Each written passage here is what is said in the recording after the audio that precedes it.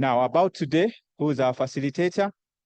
Our facilitator is Dr. Robert Kalyasumula, and he's also a member, one of us, the senior lecturer, a nephrologist, and a kidney researcher. He's also the head of Department of Physiology at the Makerere College of Health Sciences. And of course, he's done a lot of work on kidney disease and hypertension. And I guess he's the right person to take us through the topic of today, thriving through the years, a holistic approach to health and retirement readiness. So many times we think that retirement is really about finances. Yes, the finances are okay, but it goes beyond finances. And so health is equally critical. So the goal for this session today is to help us appreciate how we can preserve our health, resilience, and independence for a fulfilling retirement. So our mission today is to guide all of us in developing sustainable lifestyle practices, preventive health strategies, and comprehensive financial protections that ensure physical vitality, psychological resilience, and long-term autonomy throughout their retirement journey. So without further ado, I'd like to invite Dr. Kalyasumula to take us through the session. Thank you for listening to me.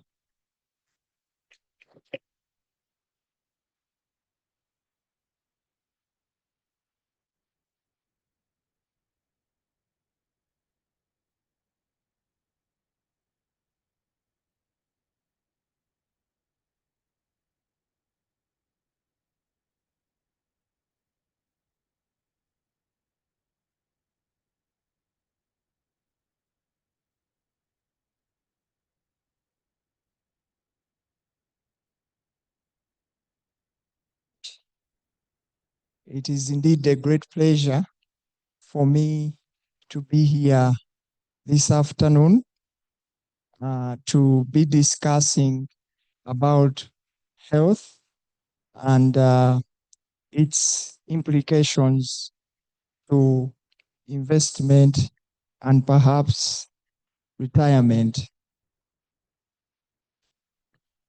I have quite a number of slides, so I hope we'll enjoy together and get involved. So I'm going to talk about why health is important in retirement.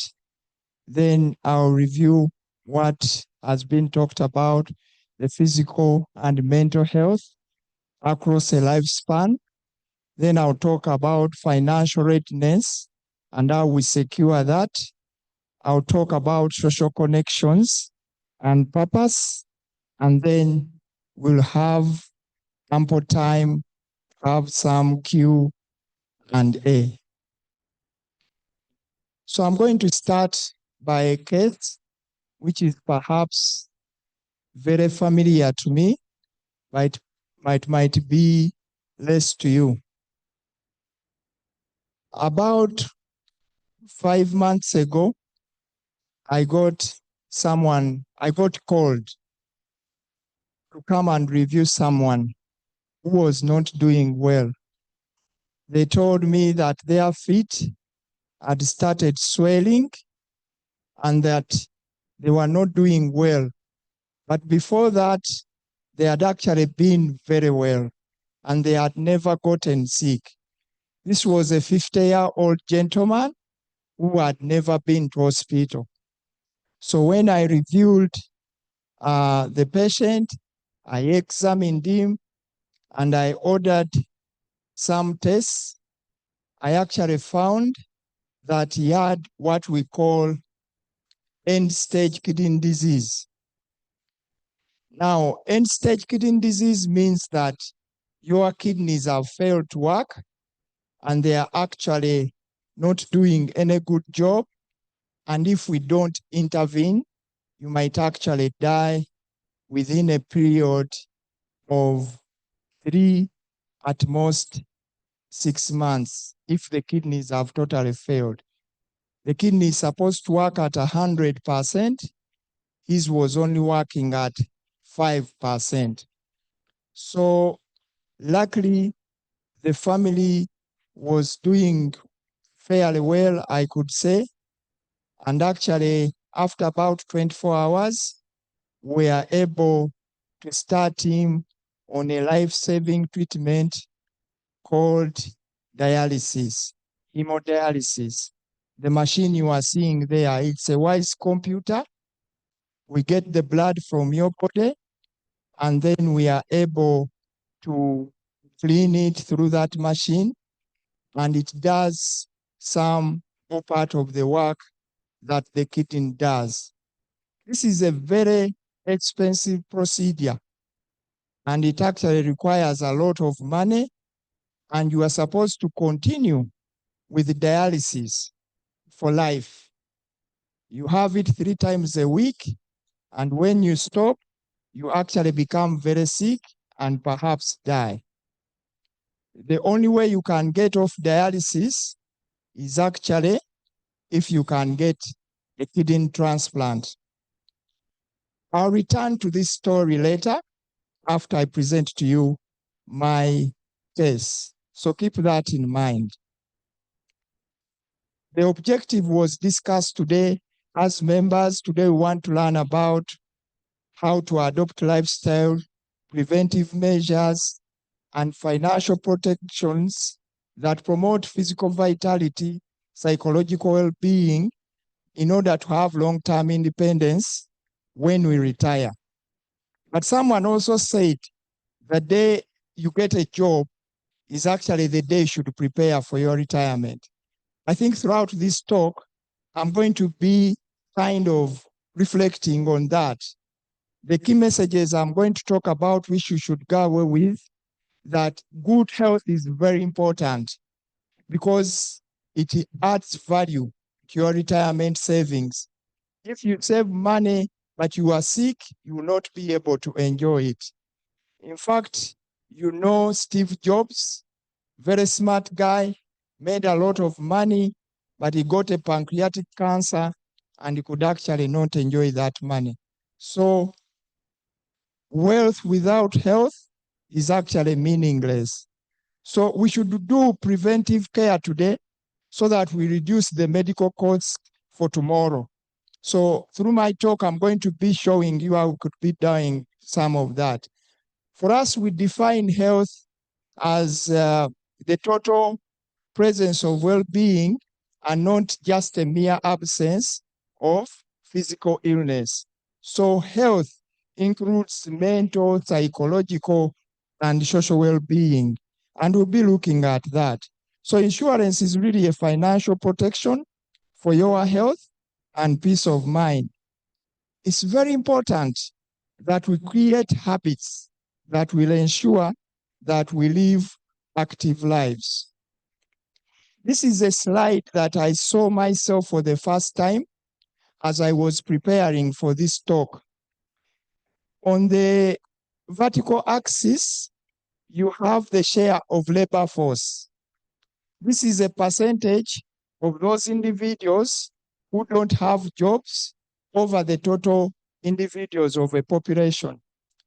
And they were tracking them over years, 2005 to 2025. What is very clear for Africa is that there are very, very few individuals who are in the formal sector. If you look below there, I try to pick out the statistics, and this is by the International Labour Organization. They do these statistics regularly. If you look at Uganda, this was facts for 2021. Only 4.8% of the Ugandan population was actually in formal employment. This means these are the people URA is able to see, the people who are contribute continually to tax and receive a salary every month. So 95% of these individuals are not in formal employment. If it has improved, you could put it at around, maybe the figures reduced to 94. But you see, South Africa, for it has only 34 people who are in the informal employment. And Switzerland, like most of the developed countries, 98.9% are in formal employment. What does this mean to income? I also went ahead and looked at this because I was quite mesmerized by this paper by Ken Oparo. He went ahead to show that the GDP actually follows the level of employment in the formal sector. You can see that those who are poor from the low-income countries, 100% of them actually have very low GDPs. So employment, formal employment, actually increases a country's well-being together and also improves the health. So here, what I want to say to you, in as much as we struggle, our salaries get late, sometimes we don't get them on time, but at least we are in the 4%. So that's already a good place to be as we even begin to save. If they say now you can save, at least there's something that comes to you every month from which you can save. The rest of the people, the Ugandans, if it comes, sometimes it's not there. And this includes some of the politicians, unfortunately. This slide is just for your eyes today, but it was developed in one of the discussions we had, and I present it with permission from the principal. It shows where the research money from the College of Health Sciences comes from. Suffice to say that I want to show you here that 57% of the money we have in Makerere that drives all the science is actually from America. And you can see all the other contributors. Our Makerere is probably in the 1%. So you see that we are very vulnerable. Maybe our strongest hold for most of us is actually the money we have control over, which is basically our salary. So that scared me a bit. I thought I would put it here. Now let's go to the aspects of health. As we try to prepare to go into this health issue, what causes deaths in people? We know that the leading cause of death are actually non-communicable diseases across the world. Non-communicable diseases are diseases that are not passed from one person to another, like high blood pressure. And some are related to lifestyle, like smoking. If you have high blood sugar, that comes at number 3. I won't take you through all of them. But if you have a high BMI, this morning I was presenting at another conference and they told me not to be afraid to talk about people being fat. So if you are fat, especially with your tummy, your increased risk of dying is much higher. And then at number 7, we actually have kidney disease. So these are the leading causes of death across the world. I'll be showing you local statistics. This is a study we did in Mulago Hospital. We looked at individuals, about 50,000 individuals who were admitted to Mulago Hospital medical wards. We took their HIV status and actually tried to analyze this data. We found that the leading causes of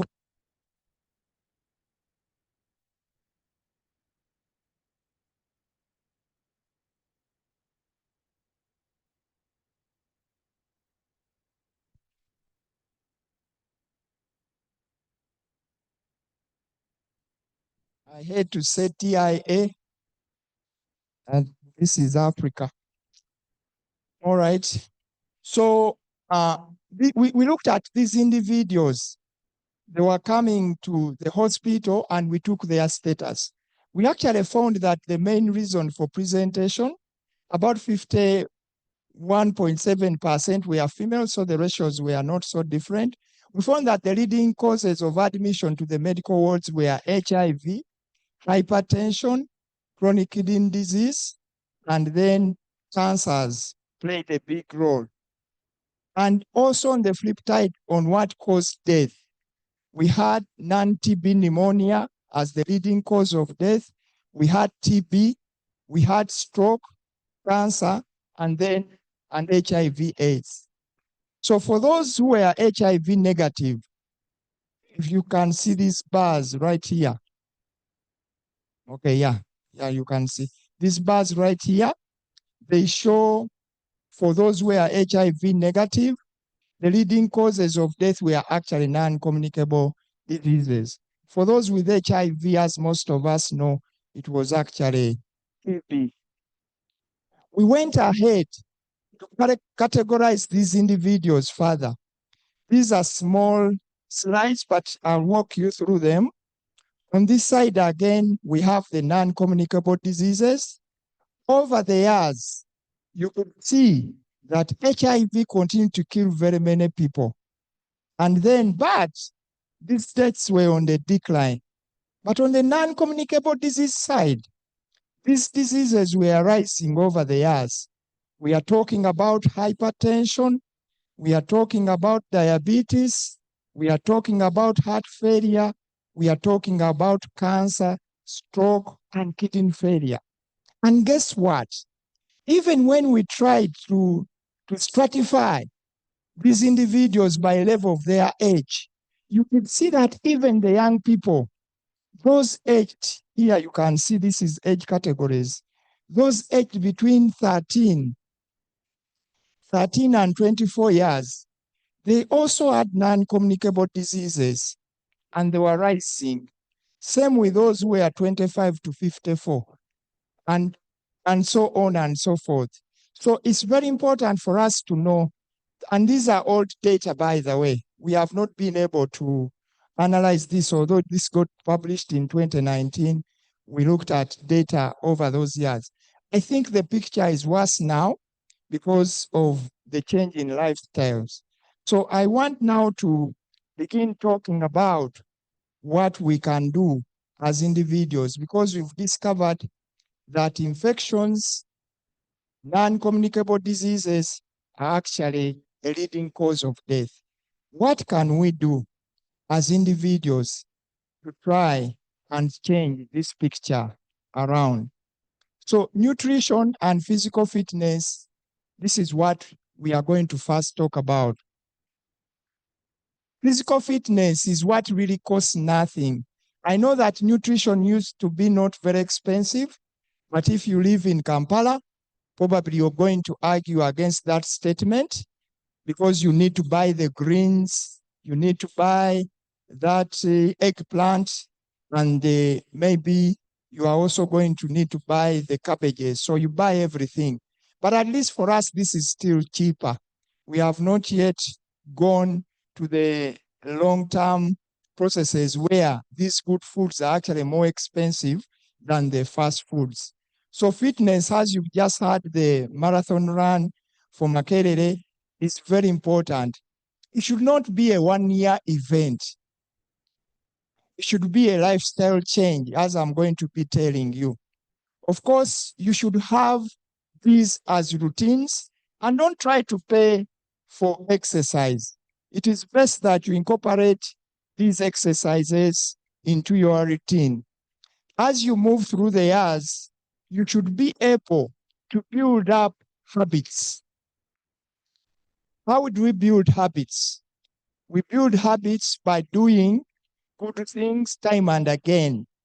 The brain is a very nice thing because if you do the same thing many times, the brain is going to take that information and you create what is called automation.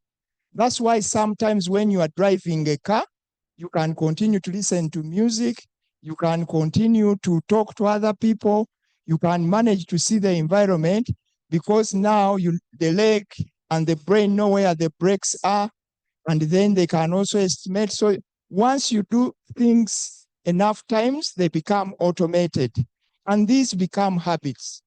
You can choose to develop good habits. You can also choose to develop bad habits.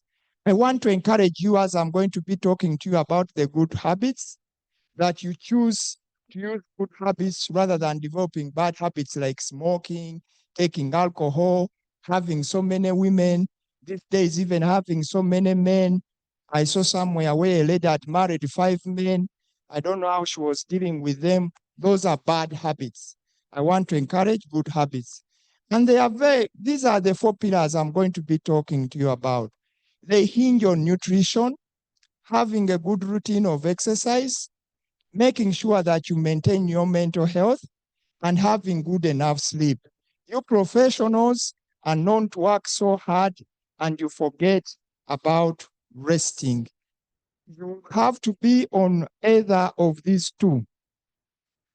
One of them is when you choose a sedentary life, you use less energy, and of course you have higher risk of disease, you have reduced mobility, but when you are active, you develop a stronger immune system, you are always in better mood, smiling, and you have longer independence even when you retire. We have been through a series of developments, and unfortunately, man reached the peak, and once he changed his diet, he has actually evolved into a man who is actually fat. So the evolution of diet is a very important aspect to pursue, but as we say, as I'll continue to tell you, you are what you eat. What you eat plays a very big role on your health. And this mainly manifests, we know it does for non-infectious diseases, because if your immune system is not good, then you are going to be prone to developing infections. And once you develop infections, they are probably going to be more severe. But the direct effects of eating more, not malnutrition, but the other side of eating too much, you get these major 4 categories of non-communicable diseases. These include the cardiovascular, particularly the heart and hypertension, chronic lung diseases, the high blood sugar, cancers. These were the ones put out by the WHO, but now we have 2 more, which include mental health and injuries. And we are actually trying to advocate over this year. Kidney disease was also included among the major non-communicable diseases to watch. These non-communicable diseases, they have a particular pattern and they share risks. These risks, as I'll continue to repeat through this talk, are unhealthy diets. We'll be looking at that, lack of physical activity, and harmful use of alcohol. You could actually add smoking there. So these risk factors are shared. So if you eat the right diet, if you do enough physical activity, if you avoid alcohol and smoking, you can actually prevent almost all these non-communicable diseases unless you are predisposed by genetics. So when we maintain good health, we get certain benefits. Of course, this is easier said than done. You can see that portion there. It has carbohydrates. It has on the other side, I tried to make it Ugandan. This was not actually my plate, but I borrowed it from a nutritionist. You can see the tomatoes there on one side. They are taking about 50%. You can see greens on the sides, and you can see 2 pieces of Irish potato, and then you can see some proteins. I had one which also had water. So that's what we call a health plate. It has more of greens and fruits. You would say fruits are missing there, but some people say tomato is actually fruit. So you have fruits contributing 50%, and that's a health plate. Of course, there is meat there. We don't encourage so much meat. You could as well have an egg, fish, or chicken, but that's the plate I could get. But it's also important to use small portions. The people who work in hotels, they do this, but probably not intentionally. They want to save money. So sometimes they give you small plates, and then the way they arrange the food, they begin with the carbohydrates, then you put a lot of matoke. By the time you reach the chicken, your plate is full and you have nowhere to put the meat. I don't know how they arrange things like that, but of course they do give you small plates, and that actually helps you to give small portions. So if you have a very big plate, allow me to use some local language. I don't know what this plate is called in English. you have chigere chamvubu. That very big plate is like a tray. And as a man, they fill it for you. And you begin taking, it's loaded with carbohydrate. That will make you actually try to finish the food, which they would say is good manners, and you'll probably be taking very big portions. But if we eat healthy, we are able to boost our energy. And I can tell you, and you know, that after lunch, actually, if you've taken a very big meal, you can't concentrate. You sleep a lot. And the reason is simple. Once you eat a lot of food, the body has to go and work on that food. So it diverts your blood flow to your intestines to try and deal with the food. As it is doing that, it deprives your brain of the blood, and then you begin to doze. So don't take too much carbohydrate just before you go to work. So at lunch, minimize the carbohydrate. Good diet also supports the health and the immune system. It makes it stronger because it has vitamins, it has the proteins that are required to make the immune system stronger, develop good red blood cells and white blood cells that can actually help you to live healthy, and the white blood cells that fight infections, and other immune modulators. Eating well also reduces stress. And stress is a very big factor, as I'm going to be sharing. But also eating health very well can actually improve your sexuality. Most of these dysfunctions in families are erectile dysfunctions, premature ejaculations. They are actually commonly caused by the non-communicable diseases I shared above. Of course, for you as professionals, you rely mostly on your brain. Without it, you will probably not be at Makerere. So it's very important that you keep your brains. In fact, one of the reasons for your discontinuation is when you are not mentally capable. Probably MURBS can give you that. So I wanted to put this here, especially for men, that you can actually use diet to boost your sexuality. So you can see the foods are put there, avocado. I've not put there mlondo, but you could as well add it in a small portion. But these are readily available, and they actually boost your sexuality. They actually increase testosterone in men, which is very good, and they also increase estrogen in women, which are the major hormones you need to enjoy that part of life. But there are also challenges in Uganda. We are increasingly getting limited access to health foods. We also have several cultural preferences. People like a lot of matoke, and they load their plates, as you can see. We also have communal eating, where they give you okay, maybe the people of these days, they actually don't sit on one side, but of course the people in the villages do. And then they give you a portion. The faster you eat, the more they give you. The meat comes last after you finish the carbohydrate. And if you try to touch the piece of meat, they slap your hand because you have not finished the carbohydrate. So these are ingrained in us, but they are not healthy.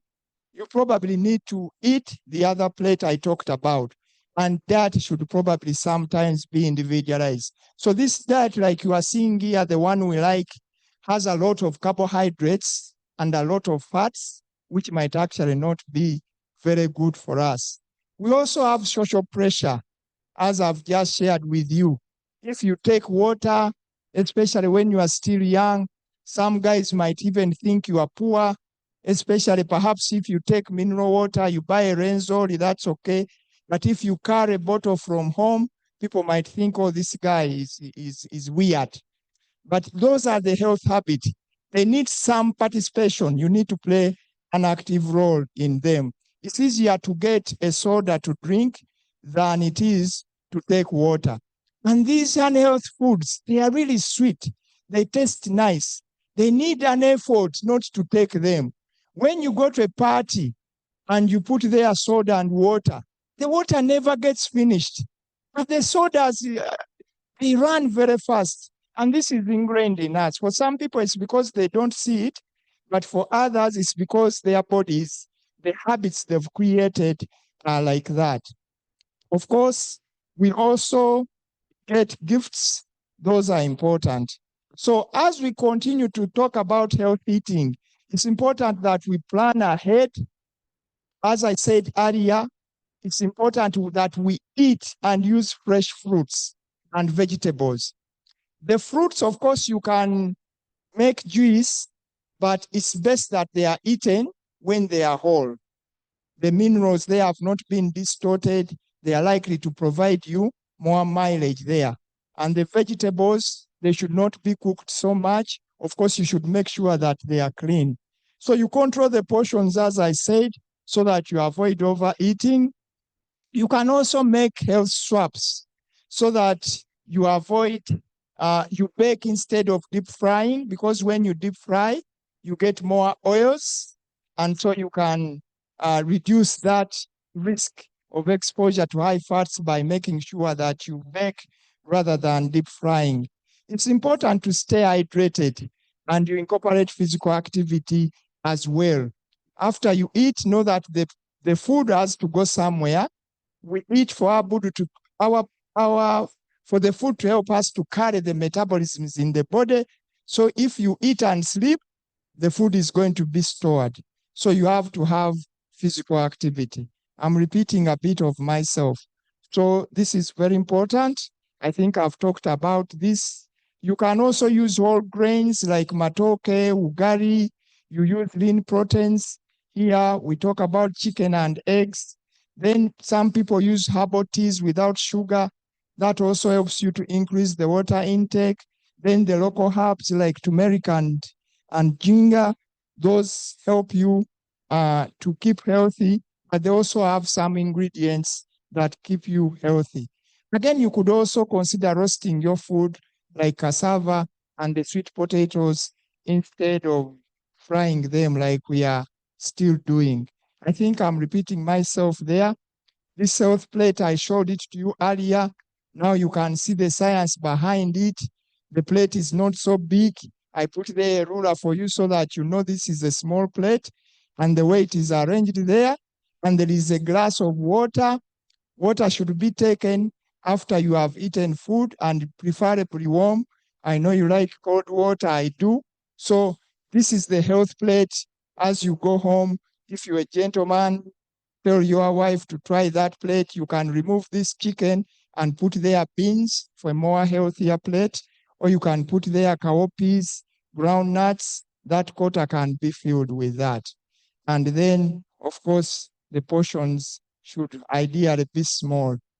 This is what we grew up in schools. In fact, me, I don't like posho very much. I used to eat it in primary. I ate it in the boarding school. I came to the medical school. It was still posho and beans. Although it is good, the portions are not so good. So don't fill the plate with just carbohydrates and you have no greens. But I think the Ministry of Education is working on that for the higher grades. These are also the gifts. When you are carrying gifts to your families, let's say it's big holidays, please take bottles of mineral water. Don't take these big sodas. Of course, I know my mom, I once tried to do this. You are not going to find it easy. I took some bottles of water. My mom told me, how do you bring water? You think we don't have water here?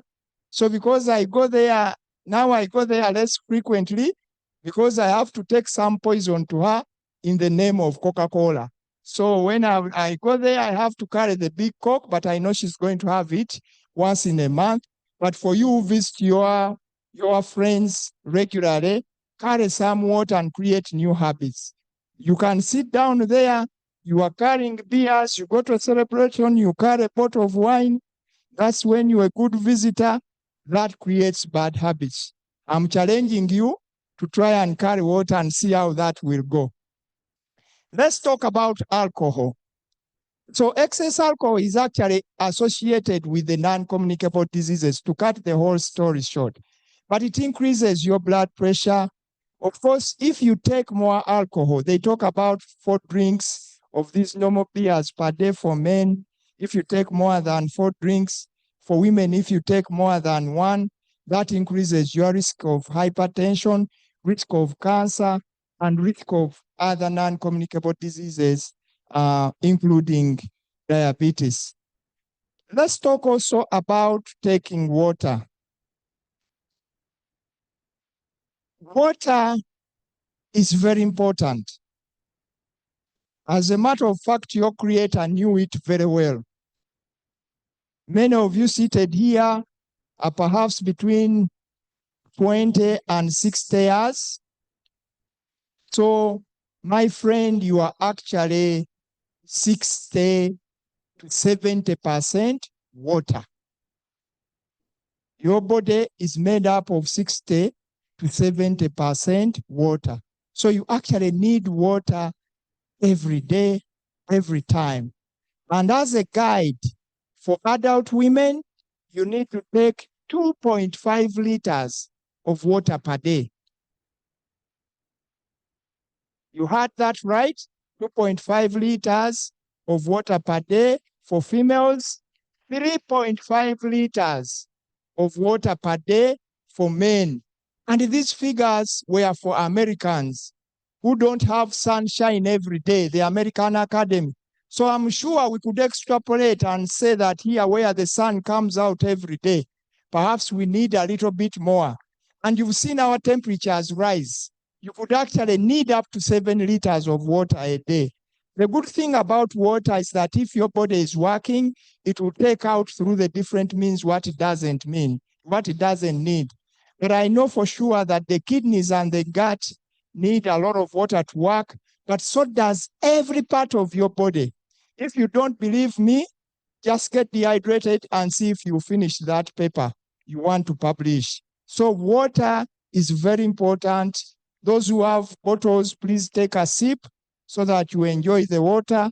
Those who don't have, I'm sorry, but you probably should begin moving around with some bottles of water.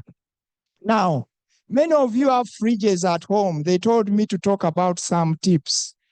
This fridge you see here is very important, especially for us who have children. There was a study done by Harvard in Massachusetts. They tried to change behavior of people to see whether they can make them take enough water and replace it with these other sweet drinks. So what they actually did, they told the canteen people to put water at the front of the fridge and put the sodas much behind. After about 3 years of follow-up, they actually noted that the people who took water instead of other drinks, their percentage had increased by more than 30%. So even at home, you have to make sure that the first thing that comes out of the fridge is not a soda. It's not these sweet packed things. So the way you arrange your fridge even at home can help you to create habits. This is for people who have the fridge. I know some people in the villages who are listening to us might not have these fridges. Make sure the fridge is filled with the fruits instead of having cakes, so that the students, the kids as they are young, they begin to develop a liking for an apple. An apple a day keeps the doctor away. They begin to like the oranges as whole. They begin to see these greens in the fridge so that they know mom is going to be preparing cabbage rather than just keeping their meat and all those other things that can actually cause trouble. So one of the tips is to make sure that your source of food is arranged very well. There is also what we call the Mediterranean diet. This emphasizes what I told you. This has been done in studies. It is rich in foods and rich in vegetables. Once you get that right, you have actually gotten it very well. And that will actually improve your lifespan. It is important to eat less salt. Less salt, I had put measurements. This is usually a spoon. You should have, we call it 2.5 grams of sodium a day, which is a single spoon, small spoon, teaspoon without a top. And that is for the whole day. So for ease, You should just have your food taste, not to add salt. Some people say that uncooked salt is what is bad. I want to tell you that it's not whether it is cooked or uncooked, it is rather the amount. So salt contains sodium chloride, which has a lot of risk. It increases your blood pressure, which is the #1 cause of death in the world, as I shared with you. I think now you are beginning to wonder, that why is doctor talking about nutrition? We are here to talk about retirement. But remember that if you are not healthy, you are not going to be able to retire. You might not even reach the retirement. Where we are talking today, in the session we had, in fact, they said that most of us who are employed, we are just one medical admission away from poverty. One medical admission away from poverty. I can tell you I'm a super specialist in kidneys, and if you have kidney failure, we retain you for 5 days in our hospital, and you can't go away without paying a minimum of 6 million. Now, if you are not ready, and that's the first week, that would be a catastrophic expenditure for you. So even if you saved money, you probably ask for mid-term access and you get all your money to go to health. Yet these things which I'm saying, they are in your power to do. So it's important that we try to avoid some of these sources of sodium. Most of these packed foods, they look nice and tasty, but what makes them tasty is actually salt. Now, the sedentary lifestyle, I'm going to be talking about it. I have a lot to say.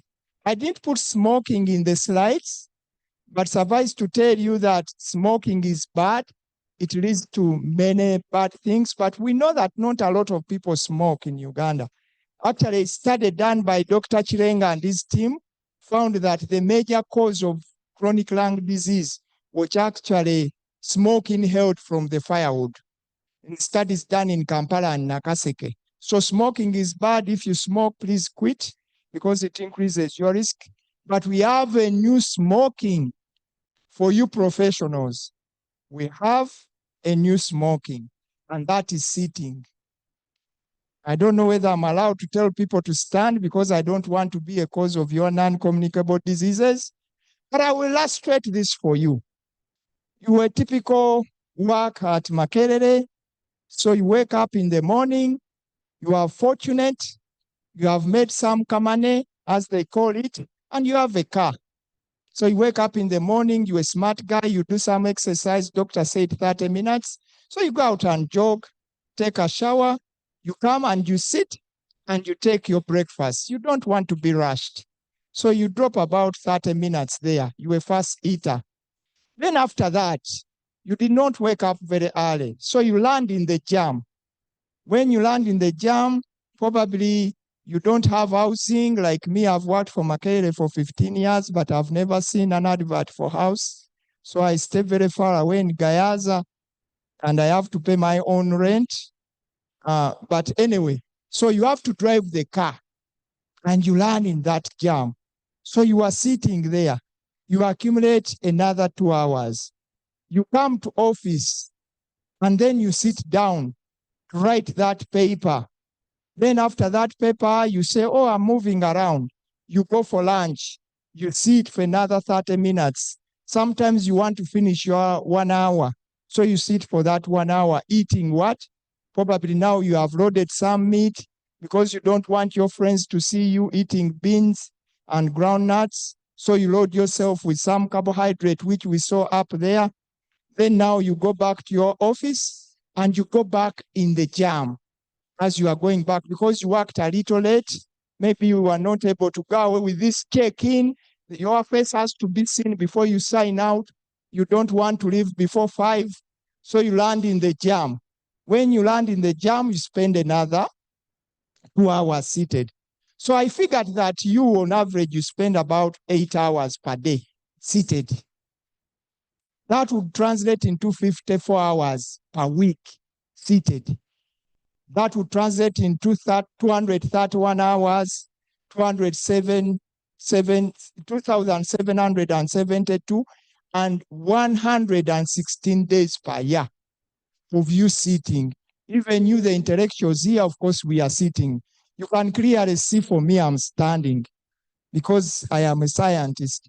So you spend 116 days seated. And now science has found that even if you do the exercise, even if you eat well, but sit a lot of time and you don't stand up to move the blood, you don't make your muscles move around to use the food you eat, then you are actually, that's an equivalent to smoking. So please make sure that as you work, you get interrupted periods. And I can speak to this a little. Please help me on the issue of time. I can talk and talk and talk, but you know that your concentration is about 20 minutes. The moment you go beyond 20 minutes of focus, your brain will not give you as much. You have to have those interruptions. So use those interruptions to stand up to break that habit of just sitting, which is actually the new smoking. Now, talking about exercise, we used to tell people that they needed to take 1,000 steps per day. But there was a study which was done very well and demonstrated that actually if you take 7,000 steps of walking compared to those who took only 2,000 steps of walking, you can reduce your cardiovascular risk by 27%.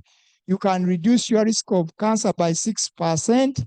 Dementia, which we fear most, this is being forgetful. You don't even remember that you had a retirement package, which you saved for all your work because you are demented. So you can reduce dementia by 38% and depression by 22% by making sure that you walk 7,000 steps per day. To break this down, they recommend that you walk about 150 minutes a day.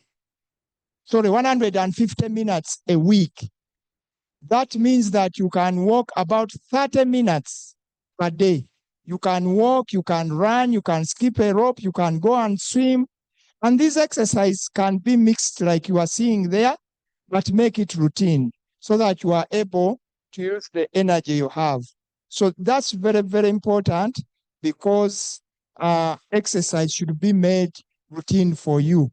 And even as you retire, if you've created these good habits, you will actually continue with them in retirement. Invest today for your health tomorrow. There are now gadgets to help you count the number of steps. We have smartphones, we have smartwatches, so you can actually know the number of steps you've walked in the day. Now, let's begin to talk about the retirement. How does health link into the retirement readiness? This is a graph that was forwarded to me by the team, and I saw that most of us, we have very few people who are very young. A few individuals are between 40 to 49 years, and the majority of people are 50 and 59 when you retire. So I'm going to concentrate a bit more on that age of perhaps 30 to 60. And then a few, these are usually the professors, according to the new guidelines. They remain around until the 70s, when most of us have retired. They are quite few. So, of course, we need to do regular medical checkups for early detection. Okay, thank you. So I have some time. That is good. So you have to do regular medical checkups. Remember the case I presented. The man was saying, but this man has never fallen sick. He has actually never stopped in hospital. Why are you saying that his kidneys are not working? So when you go for medical checkups, we are able to detect diseases early, and we save you a lot of money, as I'm going to be showing you downwards. We also are able to screen common age-related conditions, and I'm going to take time to take you through a lot of these. It's also important for us to do what is called investment shopping. I actually learned that term a few months ago. Investment shopping is that after you get your salary, you try to save some of that money. That money, you put it on what interests you most. Usually for most of us, this should be career development. When you are young, you need to be at the peak of yourself. I'm very privileged that I have 5 qualifications, including a PhD, but that has taken me about 35 years to attain that. Some of it has required a lot of investment because sometimes Makerere is not able to offer that. So you invest in yourself. You have to invest in your health. You also have to invest in your career development. So when you save some of this money, you have to do investment shopping so that you save that money to buy what helps you most. I traveled recently and we have a great professor. I'm sharing this with permission. And this professor is actually 91 years old. Many of you might know him. He's among the guys who started the medical school in Makerere. When he reached his retirement, he went to Zambia and he has been there working. So I was coming in from Mombasa, coming back to Uganda on Uganda Airlines. So I got an opportunity to sit with Professor Dabera. I do this often because some of my patients are 80 years and over. So when they come for a consultation, I also consult them. Because a man, our life expectancy is about 64, 63 for men and 64 for women. So a guy who lives 80 years must be doing something right. So I usually ask these fellas, what have you done to live above 80 years? And this one has lived 91 years. He actually made 2 presentations at the conference. He's very sharp. This is what he told me, what I've actually been telling you. First, of course, with all truth, he told me that it is God. And he wanted to stop there. But I told him, man, Professor, God is for all of us. What other things did God give you? So we went ahead and had a discussion, and he told me about his health eating habits. He does all those things I told you about. He actually exercises more than 1 hour every day. He has a very strong and good family. Of course, he recently lost his wife, but he has a very strong social support. Actually, social support has been shown to prolong life. It is even better than most of the things I've told you. Whether you have a lot of money, but you don't have peace at home, you are stressed all the time, you are going to die faster. Then he talked about medical checkups and reviews. He actually did 1 medical checkup where they found a problem and they fixed it. You need to be able to do preventive care. You invest in your care. Then he told me to tell you this, that as professionals, you need to jog your mind every day like you jog your body. He told me, I'm repeating this because I asked for his permission to share this on this talk, and he told, tell them to jog their minds. You actually had a lot of papers he was reading there. How do you jog the mind? Not just by watching TV. You see, who are these people? You see what the singer is saying. These people who are sharing TikTok. That doesn't stimulate the mind. Maybe it gives you entertainment. But to stimulate the mind, you need to concentrate. You need to use more senses. You need to elicit the memories of your brain. This is done mainly by reading, watching documentaries, where you stimulate, reading articles, going to CMEs, continuous medical education sessions, like the ones we are having today, so that you keep feeding your brain. So when you go at home, those things we've talked about, exercise, how have I exercised my brain today?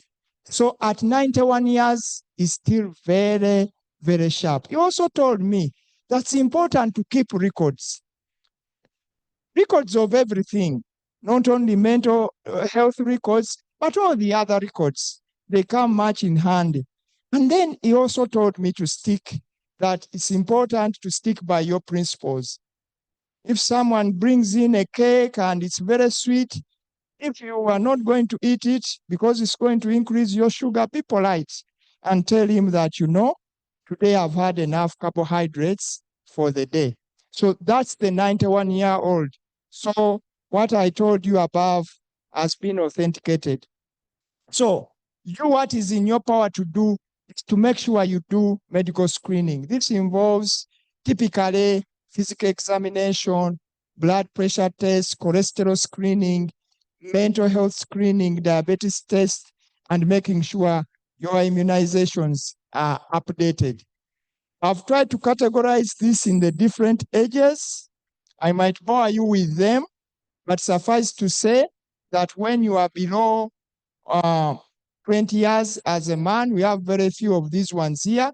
It's better screen your BMI. This is your weight in relation to your height. There are several categories. This is how we know that you're obese. You should be between 20 and 25.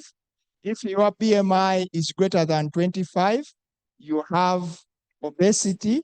And if it's above 40, you are morbidly obese, meaning you could just collapse and die from being too big, what they said to say being too fat. You should screen for HIV, hepatitis C, and all those other things. Whenever you visit a health worker, ask them for your blood pressure, because this is easy to measure. People need to be screened for depression. Mental disease is very common. And I had some charts here. I don't know whether they are shared. Alcohol misuse. You should be screened for that. Make sure you check your teeth. People don't do dental checkups. Then eye examinations. I actually took long to discover that I was short-sighted. While I was doing in my first year of medical school, I sat behind. Actually, it was this place here. I used to sit up there, and then all my friends would be commenting because they would see what was here. I realized I wasn't seeing. So I actually went for a checkup, and I realized I was short-sighted. It took me all those years to first reach medical school. Please go for an eye checkup. For men, make sure you palpate those tests to make sure they're okay, and make sure your immunization is up to date. Screen for STIs, infections, and check your cholesterol and blood sugar if you smoke and you are under 20 years. Not encouraged. We keep going up the list. Blood sugar and cholesterol. Men, make sure your prostate is checked. The prostate is usually a very bad problem. As you grow older, you have to do all the other tests, but you have to make sure you check for cancers. Cancers are a major problem here. This should have been greater. I apologize. If you are above, okay, you do all the tests for below 50, then you test for colon cancer. You make sure you get a mental health check, and you check your liver, check your kidney, make sure you are hearing well, check your calcium because your bones are going to become weaker. And then when you grow older, one of the greatest risks we get, and as you go into retirement, is actually what we call falls. When I was doing my fellowship at Yale, in fact, that's when the first paper came out, clearly showing that if someone older than 60 years gets a fall, their risk of dying and getting complications is increased by 30%. So make sure that you always get a fall risk assessment. This is not as easy as it sounds. It might mean that you need to change your steps. You might need to step from living upstairs to living downstairs because the risk of falls gets higher as you grow older. You will also need extra vaccines. For the women, we do most of these things. The difference here is that you do a breast exam. Sorry, that is not R. It's a breast exam. You do all the other things that the men do. You like your skin much more.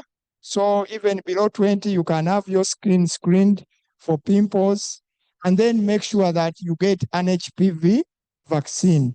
The others are similar, like to those of men 20 to 50 years. Make sure you get a breast self-exam. You do a pap smear, because the commonest cause of the commonest cancer in women is actually breast and cancer and cervical cancer in Uganda. You also screen for those other complications. And as you grow older, again, you screen for the same. Of course, beginning with what would kill you first, the cervical cancer, breast cancer, and the rest, like what we did to men. So please make sure they will share with you these slides. Look at them, take them seriously, because you are just one admission away from poverty. You don't want to be admitted. Of course, sometimes we tell you to lose weight and you are not able to lose that weight. So we tell you to do exercise and you fail. So this is a hierarchy of what happens. Now I hear there is a pill. Some of my patients come to me when they've already started Ozempic for weight loss, and that can be a big issue. I'm remaining with about 30 minutes. So some people have done bariatric surgery to reduce on their weight, but then they need to have saved for about 5 years, because that might take about 15 million to get from that figure to the other figure. That's if you did not do the other things I told you. So mental health and emotion, you have to do stress management, reduce anxiety. You know, you've seen this in the papers. I think as we are seated here, clearly some of us would be classified as being mentally sick. And when we think about mental illness, we think about Butabika. Of course, Butabika is already full, so there's probably no place for you. But mental illness does not mean throwing stones. It's actually this stress, the anxiety, when you don't concentrate enough, those seemingly minor things that actually injure the way we are supposed to operate. It's important to note that on the backdrop of this, we have very few psychiatrists, so you have to be responsible. So in order for you to maintain your mental health, you need to read and learn new things, eat health foods, avoid use of illicit drugs. Sleep 6 to 8 hours. Your brain needs to rest. In fact, when you sleep, there are few organs that never rest. That's the heart and perhaps the lungs. The rest of the organs should go to sleep, including your brain. That's how you store what you learned during the day. That's how the brain removes all those bad things. So you should sleep for 6 to 8 hours. Reduce stress. Of course, this means I'm going to show you how I'm not having. Interact with the family and friends and nature. Take a walk, not near the borders. I don't know. We don't have many parks. Perhaps the environmentalists would create this for us, but at least go up country and make sure you look at nature. Limit TV and phone time, especially before you go to bed. If you watch too much screen time, what you see last will carry on to your brain for the next about 30 minutes to 1 hour. So make sure that 30 minutes before you go to bed, you've not had this hyperstimulation of your brain. And of course, I talked about that exercise per week, more than 120 minutes. And the way we relax the brain is meditation. I don't have enough time to take through meditation, but this is when you have quiet time with yourself. Family connections are important. As you are investing for the future, because I saw people from 20 years to 60, choose your sweetheart wisely. You spend more time with your wife than you spend with the many other people. So don't select only beauty, how far the bum went. Also add values, because that bum is going to wear off. Those good breasts are going to wear off with the time as you go in retirement. So think about the future also as you are selecting. And men, the 3 W's, women, wine, and wealth. Those things have killed you, but at least you have control over the women thing. Don't marry 4 wives. so that the salary is distributed before it comes.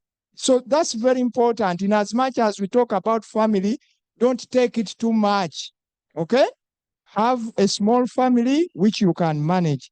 And it's important that you get screened before marriage. Things like sickle cell disease, which are passed in families, you need to screen yourself. And look after your children well, okay? Children can be an investment, but some of us take it too far. You should look after your children with the view that they don't disturb you to take your retirement. But if your children are your only investment, you've got it wrong. Of course, I'm running out of time, but I'll demonstrate to you. I've had talks where a father is dying and he needs to undergo dialysis. And the children take me to the side room and they tell me, you know what? We have very big families. Daddy has lived his life. Is there an alternative to dialysis? Can we do conservative management? Because we think Dad has lived his life and we don't have enough money to look after him. And these are usually the boys, unfortunately. The girls are always there for their fathers. And I said this, I've worked for 25 years and this is what I've seen. Some people might have other experience. But your children can actually leave you. Don't expect too much from them. Some of them can even drive you to catastrophic ends. You spend all your money sending them to the US. I actually have several people who have run mad, and when they come for treatment, they are alone. But they have 7 children. They are all in America, and they can't come to see them. So please also invest in yourself. Yes, it's good to invest in your children, but save some money for yourself, because the children, they will have their lives to live. But saying that, it's important to keep families because they are very important. But I thought I should put that there. Now let's go to the crux of the matter in the remaining 20 minutes that I have. You need to appreciate that health and life are your long-term insurance options. So it's important that in as much as you save money, you can also save money by looking after yourself, doing those things I've said about. How does that help? By you not needing to go to hospital for chronic illness, by you not need to go to hospital to get admitted, that catastrophic admission, which is going to break your bank account, that is actually insurance for yourself. As we grow older, more ailments come, and they are more expensive to treat. It is better you invest while you are still young, or you invest before you retire in your health and create these habits. I've seen some people just collapse. You also know in Uganda, even some of the biggest investors, they retire and then they go to look for another job. Did they plan well? I don't know. Of course, I'm not yet there. Maybe I'll also go and ask for an extension. But it's important to imagine that you is working, your retirement age is 60, so you need to begin. The time to start, if you haven't started, I know for us, some of us, it's compulsory, but there's also that option where you add on money for health. Put a 10% for your health, because it can be very catastrophic. Add some money there for that rain day. Of course, if you enroll early in these schemes, you save more money. I read that the person who has saved the most money actually has 556 million. That was 2024. I'm sure now probably if he hasn't retired, he has about 600. That one will withstand the shock of that admission. 8 million would be pocket change. But if you retire and you have 40 million, you want to buy a house, that becomes very difficult, because when you fell sick, you would probably not be able to treat yourself. So, of course, I told you that non-communicable diseases are actually a very big problem. And communicable diseases, these are substantial burden. There's also what we call black tax from extended families. The people keep taking your money, they keep taking your money. If you have a scheduled saving, some of this black tax won't actually affect you so much. Unfortunately, in Uganda, we don't have universal health insurance. That means that you're on your own. And for the non-communicable diseases, I can tell you I'm a kidney doctor, and without fear or favor, whether you go to Mulago, you have to pay for dialysis.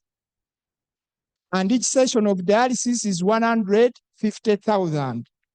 The case I told you, that's in Mulago. And in order for you to get started on dialysis, you need a dialysis catheter. It is 2 million, and it's not available in Mulago. So if you need a dialysis, you might not even be able to get started.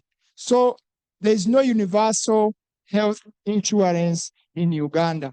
Of course, we also have low health insurance coverage, because even the sector, the formal sector that is covered, has insurance limitations, but most of the informal sector is not covered. In some of these studies which were done, if you have a household income and you spend 5% of it, this is an equivalent of about 38% of households, you will end up being impoverished. This is the catastrophic expenditure. The risk could be 4.2%. If you spend 10% of your income, it will be higher than 4. And if you spend 25%, your risk of going into catastrophic expenses actually increases. So that's why it's important. So there are certain things that have shown that if you get early interventions, you can actually get the best bang for your buck, like use of routine immunization, getting bed nets, early HIV initiation. I try to look at Uganda. This saves you the equivalent of that much. And then also getting TB prevention. The mama kits, which are closer to women, it's 15K per kit of the outcome, but you are able to prevent the complications. And then the M Health, which actually helps people to save. So how do we invest in health? I've just begun to tell you about this. This has to be proactive. You have to save for yourself. No one is going to save for you. There's Makerere University Hospital, but it doesn't have most of the services. So we end up actually seeing some of the people who are referred there in private, and the insurance doesn't cover it. You need to have early interventions. It is easier to see and treat a disease when it's in its early stages. It costs less, saves you more money. And of course, it's important to look at health as part of your assets. As you look at your house, as you look at that beautiful car, as you look at that good factory, many of you, anyway, I see patents are not very common here. As you look at that patent, if you have one, as you look at that grant for researchers, in the same way, the asset of health should be looked at, and you continue to invest in it. You need to have saving mechanisms, and this can come in supportive groups. There's actually a group which actually saved money, and they were saving 10K per month. I think I'll come to it. And they actually showed that these individuals, when they retired, they were able to withstand. I want to move you from the circle on my right to the circle on the left. This is a person, yes, he's saving about 5% for his medical, but he's spending much more on food and drink. He's spending a lot of money. Of course, some of these things are essential, but then he's spending much more on recreation and other things. So you can cut down on this, and I want to suggest that you have a portion for your health savings. I've put this at about 10%. You can have 30% for your entertainment, and then you have other savings for other things, which is usually recommended about to be 20%. Because health is so important, perhaps you should do a 10% for it. This is proactivity and should be deliberate. And you can just take it out of other things. So it is important to estimate your medical expenses.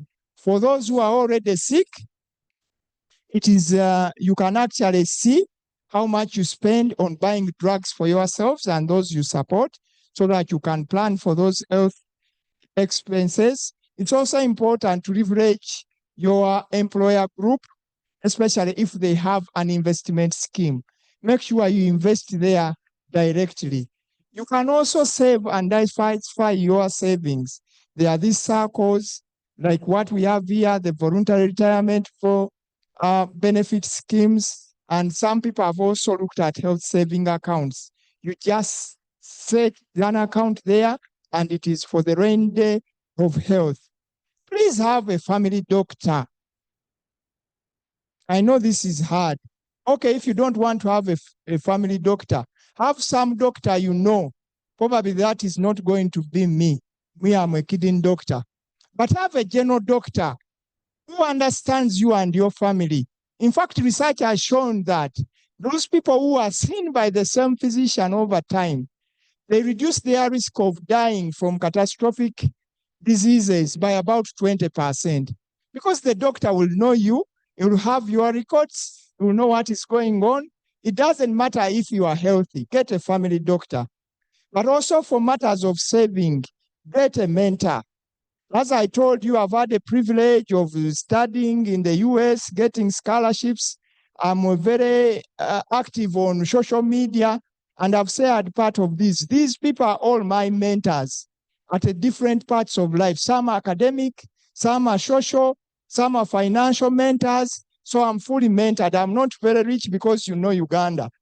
I tried to do some saving. I planted trees. The people went and cut them when they grew. I tried to rear chicken. The thief came and stole the chicken.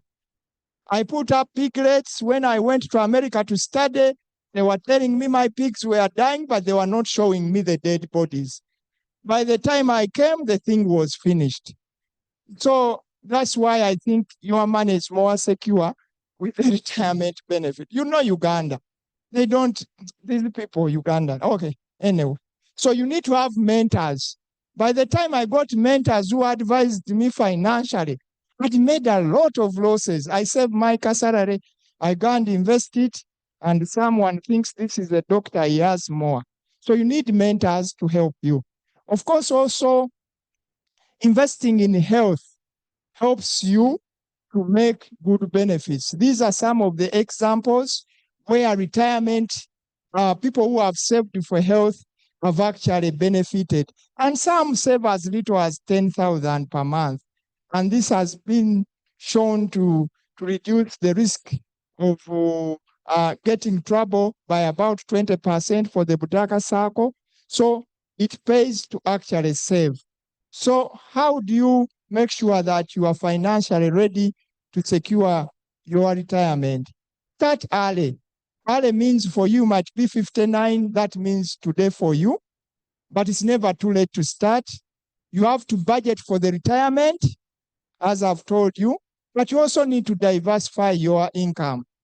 I've tried to save actually most of my salary from Makerere, but it's not enough. It's not enough. So you need to diversify your income, but you have to be careful so that you don't get manipulated by these sharks who are waiting for you. You need to be educated on how to save. Try to avoid debt. Debt management is a very big issue. Try not to borrow. At least get your midterm access if you are really stuck. At 45 years, I think I read the manual because I had to read the manual so that I don't tell lies here. So get your midterm access so that you don't go and borrow money. Borrowing money is at 20%, 25%. There's no business in Uganda that can give you profit of 25%. And you can quote me that most of the people here, even the businessmen, they are government employees. If you think I'm lying, wait for the release to delay. You see all the businesses collapsing. Because everyone either he has a business and is a supplier to Makerere University. He has a business and is the one who is building the roads of government. So when the government goes down, everyone goes down. So most businesses cannot give you that profit. And so it's very important that you avoid debt. Of course, those who have calculated debt, they can do it. But if you're a small person, try as much to avoid these scams of targeting who come to you. You've gotten 40 million. If you've not been able to start a business in 20 years while you are still working, What the hell makes you think that at 60, you are going to begin becoming rich? Please, please, you are smart guys, that if you put your money here, and actually I went through this, but good enough, I went through it when I was still young. About 20 years ago, someone brought a scheme. It was a pyramid, and then people were getting money. I put my first salary there, and guess what? The scheme got frozen before I even got the first what? Disbursement. So please don't put your money into those schemes. Of course, it's also important. There are certain tools that can help you depending on your age. You just put in your income, you put in the amount you earn, but I don't think this is actually my topic, but I'm sure there are experts that talk about that.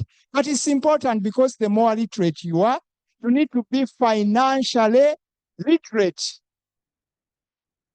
And this is what we are not taught in school. They pay fees, someone is paying fees for you. In fact, I was lucky. I grew up as an orphan. So in being an orphan, I went to an orphanage and I went to the US. But in the US, I used to see those 8-year-old boys beginning to work.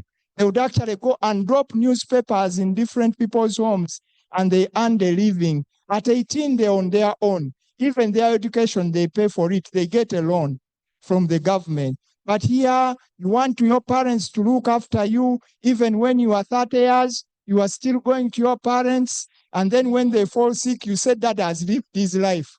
Let him die. Okay? So please, make sure that you are financially literate. Of course, I'm not the best person to teach you on finances. I've taught you about health, but make sure you are also important. Of course, we can't exonerate our governments. They also need to make very good policies for us to be able to do. So you need to diversify your income. You can see these people, the young ones and the old, they're working together. And now coffee, emwanyitelimba. So you should plant some coffee trees if you have land. If you don't have land, make sure you don't get scammed, because also people scam you on land. Buy it early and make sure that if you plant the coffee, you are able to go there. So, as I conclude, what happened to our patient? You remember, he came, he had never fallen sick. I told him he needed dialysis. Of course, on discharge, he had paid about 7.2 million. We dialyzed him for about a month, and we actually discovered that he had permanent end-stage disease. And he actually needed a kidney transplant. Luckily for him, he had actually saved up some money. So I wrote for him some letters and went and got his NSSF earlier using that medical. And he actually ended up getting a kidney transplant. And now he's up and about doing his work. So this young man had invested well for his health. Let's think for a while, if this man did not have that 120 million for transplant, he would probably not be alive today, because he would probably need about 4 million at minimum every month to maintain dialysis. That would be 48 million a year, and that would be way above his means. So as I conclude, it's very important that we invest in our health as we prepare for retirement. I'll repeat the messages I started with. Good health multiplies the values of your retirement savings. It's better you prevent these things than waiting for the cost of tomorrow. You need to be mentally fit, and I think I've showed you how. You need to ensure and protect your health finances so that you have a good peace of mind. Health habits are hard to develop, but if you are going to survive in good retirement, you must make health choices. And I want you, as the audience, to make at least one health goal How much are you going to save for your health? Just write it down.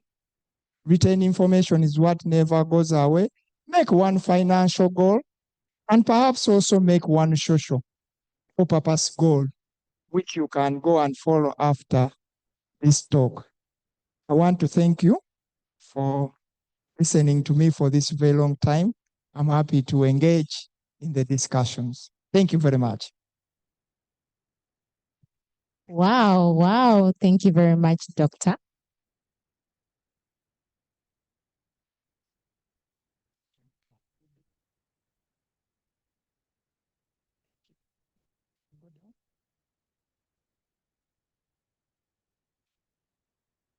Thank you very much, Dr. Kalyasumula. Can we give him another round of applause? I think this has been quite an insightful session. We're going to have a Q&A session, but before that, we're going to have a very short experience, just a very short testimonial from one of our members who has retired. Her name is Miss Peninnah Aligaweesa Kabenge.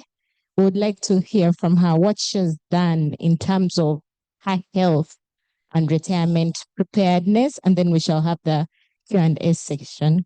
Yes, you're welcome.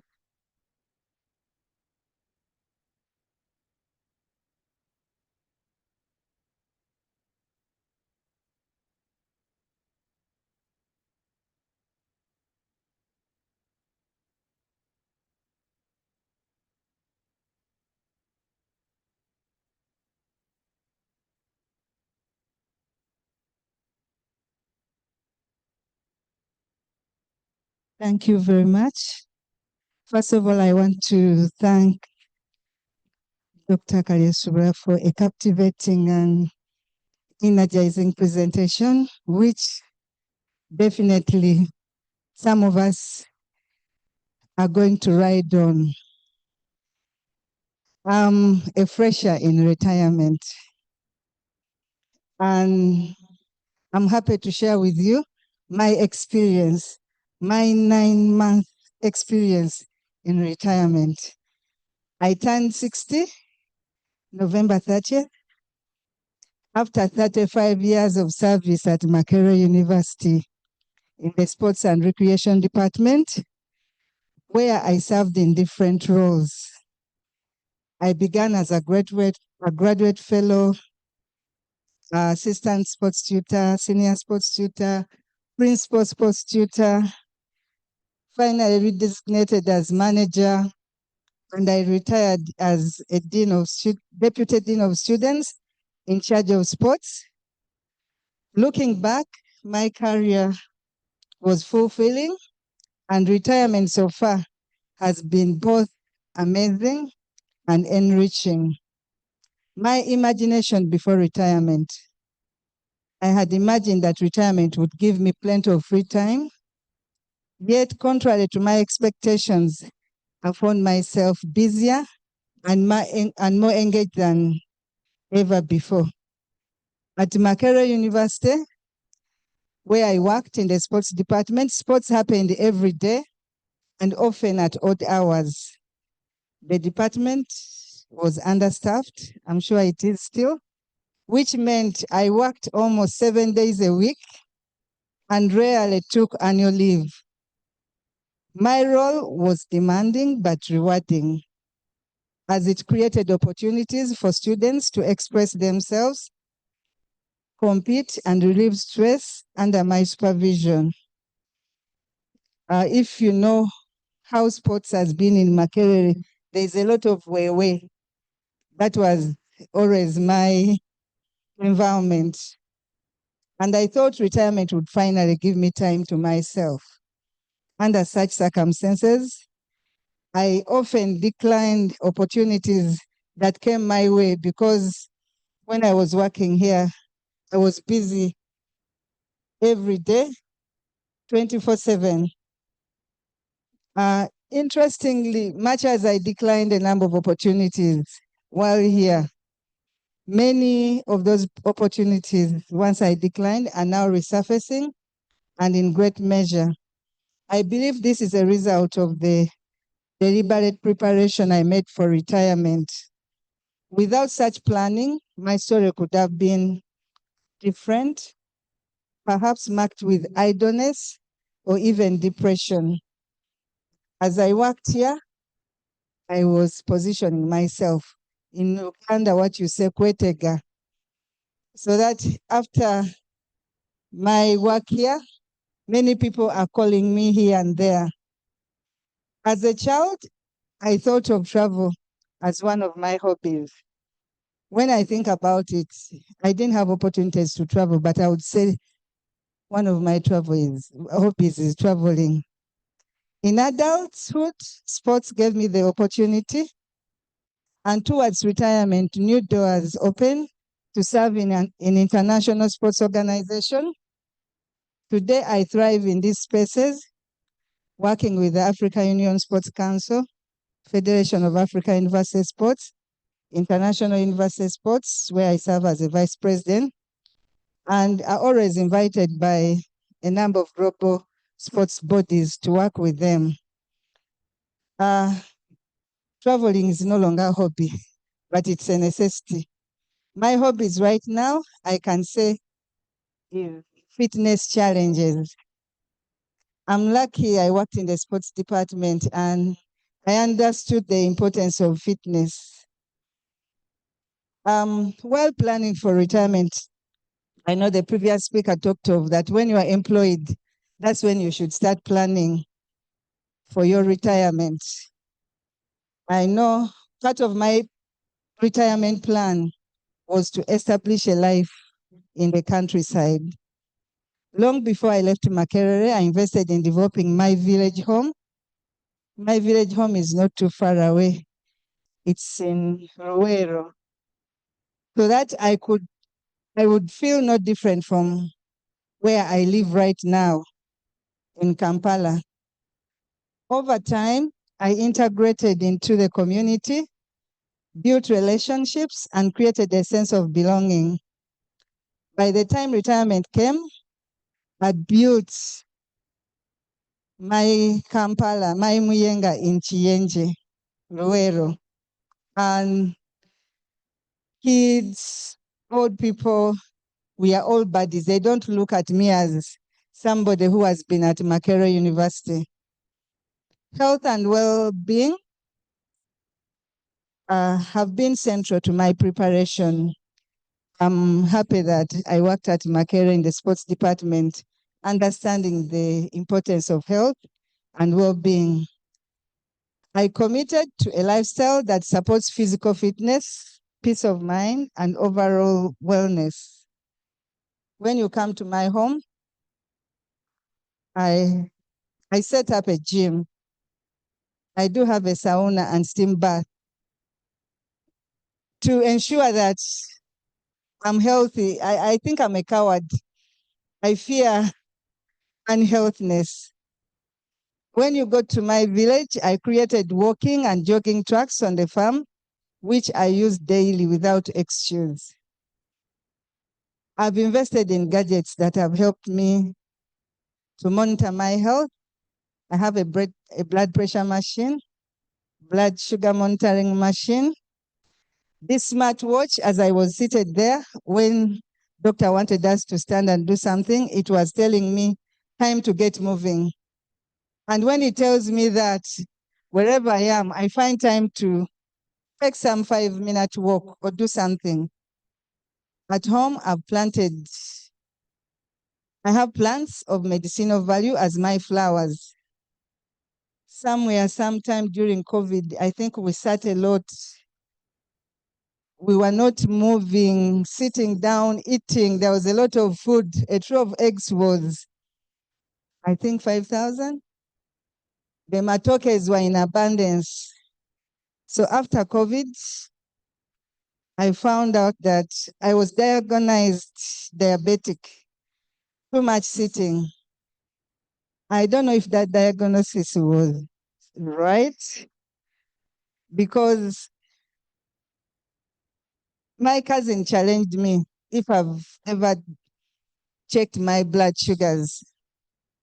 The following day, that time Makerere University used to give us insurance going anywhere. I live in Mienga. I walked to IHK. By the way, COVID gave me that passion for walking. I would once walk to Makerere and back. Sometimes I would try to find plots where I can walk to. So when I went to IHK, I didn't know that to do my sugar testing, I should not have eaten anything. I went with my bowl of sugarcane, and the doctor told me, what's wrong? I told him, nothing really. I just want to know how I'm feeling generally. They took all the tests and they told me to wait for 1.5 hours. I went somewhere in the corner and waited. Then all of a sudden, somebody was shouting, Peninnah, Peninnah, where are you? I said, I'm here. They had brought, they wanted to take me on what is it? Yes, on a wheelchair, because my sugars were really, really high and they were worried I would go in a diabetic coma. I refused. I said, I'm not going on that trolley. I can walk. The doctor explained, your sugars are too high. We are going to keep you up for a few days to monitor it. I called my family. They told me, Mom, no, we don't live far. If you need injections, you can always take you there. The doctors refused. And from that time, I think I've been very careful. Every morning, I test my sugar levels to know what I can eat and what I can't eat. Well, sometimes they're up and down, but the highest they go is about 8. I've tried to maintain them at 7. It's not very easy. As you looked at the plates the doctor put there, on my plate, I have 3/4 vegetables, then the others come. I've planted medicinal plants, kalela. If I see that my sugar levels are going past 7, I eat the kalela. I've also introduced in my program intermittent fasting. Not every time, but when I measure my weight and it's going high, I go on fasting. That's one of the gadgets I invested in myself. In my bathroom, I have a weighing scale. Regarding insurance, until I retired, I was benefiting from the insurance offered from Makerere University. My children, I have 2, a boy and a girl. I also have a grandchild. My children said, Mom, now that you are no longer working at Makerere, you must get insurance. And it was my birthday present. They said we would pay for you medical insurance, and this has eased the burden of the hospital bills. With the insurance, I do regular checkups. The checkups are a must. How have I survived the past 9 months? I'm yet to receive my retirement benefits. For the past 9 months, I've lived on modest investments, even before receiving my retirement benefits. Thanks to the long-standing farming efforts, I've had no worries about food. Eggs, milk, farm produce have sustained me fully with my family and friends. When I go to Ruelo in my old pickup, it's full of food and I keep distributing to friends and family. Together with my children, we continue to hold boardroom meetings, planning on how best to utilize my retirement benefits once they are released. I've gotten a number of, I've picked something from the presenter. So when we go back to the boardroom, I'll share. Our retirement has truly been a positive turning point to me. After 35 years of service, I'm now free from the occupational hazards I once endured. No more wewe, no more tear gas. I would suffer tear gas. Lumumba is playing Micho, Makerere is playing Chambogo, but I'm happy, no more of those. Mental and emotional wealth. For my mental health, I prioritize nurturing both mind and emotions. I practice yoga, and each morning we pray together as a family. We read some Christian readings, and each of us goes out with something, and you share what you've learned and what you do it. We also thank God for what He has done to us. Every morning you have to say what you are thankful to God. Staying socially connected with friends has kept me going in the 9 months. Staying connected with relatives, colleagues has been very vital, because I believe loneliness can be harmful as physical illness. In my home, it's a big family, and I also grew up in a big family. We used to be like 20-something in Ruero. Sometime in my home, I count people and we are like 16, 18, 20 on a good day. But being with such people, it's emotionally fulfilling. And I believe it also helps me not to stay lonely. I also embrace lifelong learning through reading. At least once in a day, I have to read something. Before retirement, I didn't have time to watch TV, no news. I could only listen to the Maurire while driving back home. But these days I watch some films and TVs and engaging with new knowledge, which keeps me mentally sharp and emotionally fulfilled.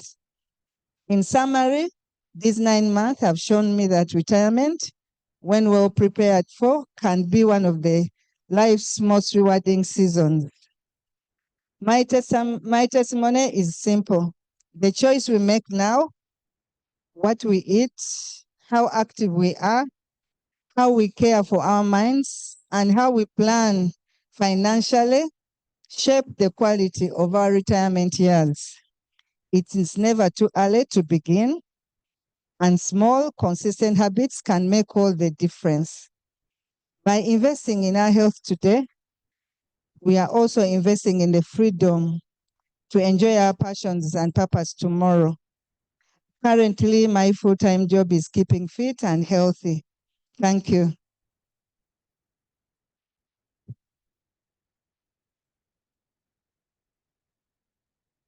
Wow. Thank you. Thank you very much, Miss Peninnah Aligaweesa Kabenge. I think we've had it from an actual experiential view, right? So that is very good. And we're going to start the question and answer session, the Q&A session.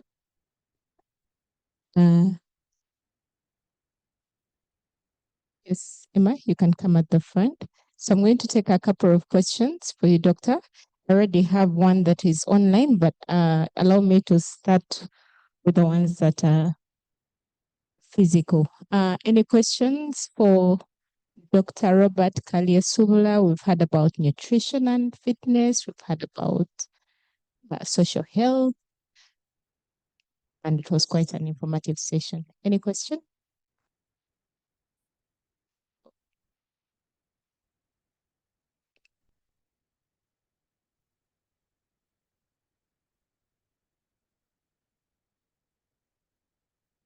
Yes, please go ahead. Introduce yourself first. Thank you very much, Dr. Kalyasumula. You have shown us plates, and we see many others with the raw foods, the fruits, the cucumbers, the tomatoes. But the worry is the wrong application of chemicals by farmers. They go to an extent of even spraying the chemicals when they are taking these tomatoes tomorrow to the market.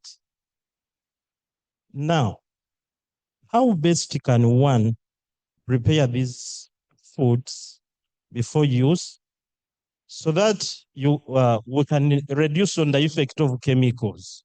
Thank you. Sorry, I did not get your name, please. Segantebuka Julius. Thank you very much, Julius.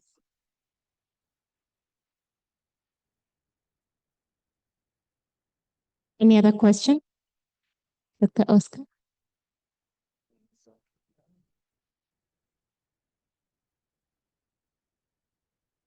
Yeah, thank you so much. My name's Andrew Wamala. First of all, it's just a concern. It's not a question. I'm so grateful to MURBS for this kind of intervention because really it brings in a good, healthy kind of retirement.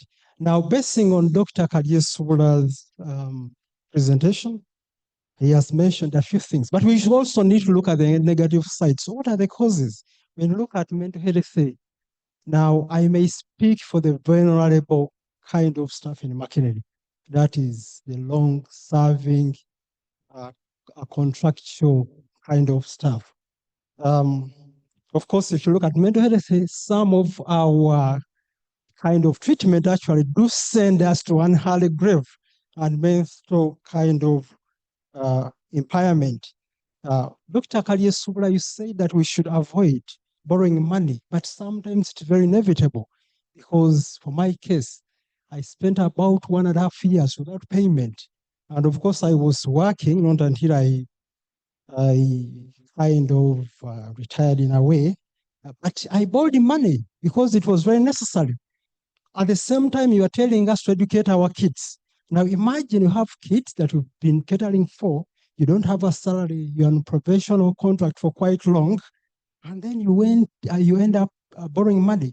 I borrowed money and I'm urging to anybody never to borrow because I have a decent home. When I borrowed money, it accumulated to 20 million. Okay, so I had to sell piece of my land in order to recover my home.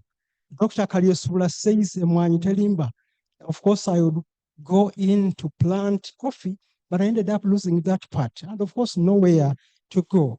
And now the last presenter actually mentioned something that, how she has been able to spend her life. And of course, that is to a different category of workers.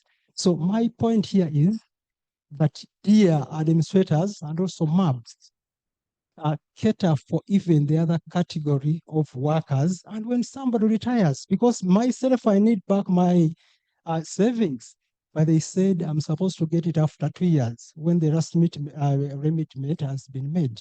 So you can imagine such situations. So dear members, we should also look at the negative aspect, and our employers are supposed to cater for these kind of things if we're to have a better healthy retirement. I rest my case. I'm Andrew Amara. Thank you so much.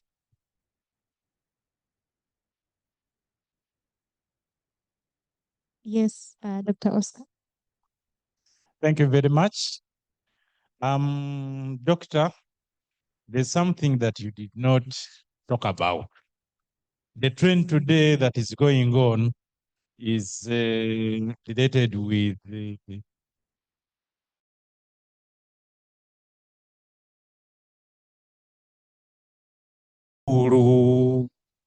Kumbusha. I mean, it's too much. So what is your guidance on this? Thank you very much.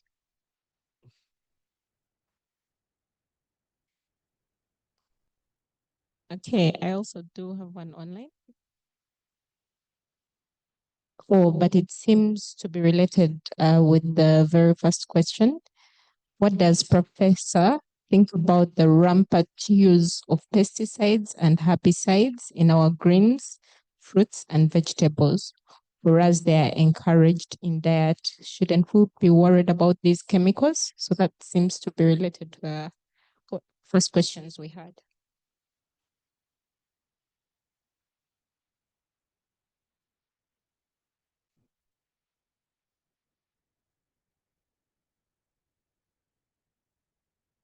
Okay, another question, I think it seems to be for the MURBS team. Why do we have to wait for 2 years before getting the retirement package that is online?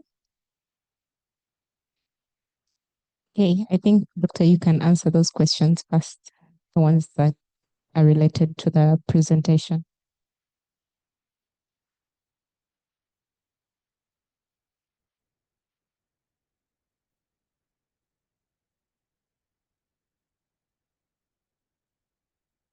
Thank you very much. I think the interest in chemicals which are used on the green seems to be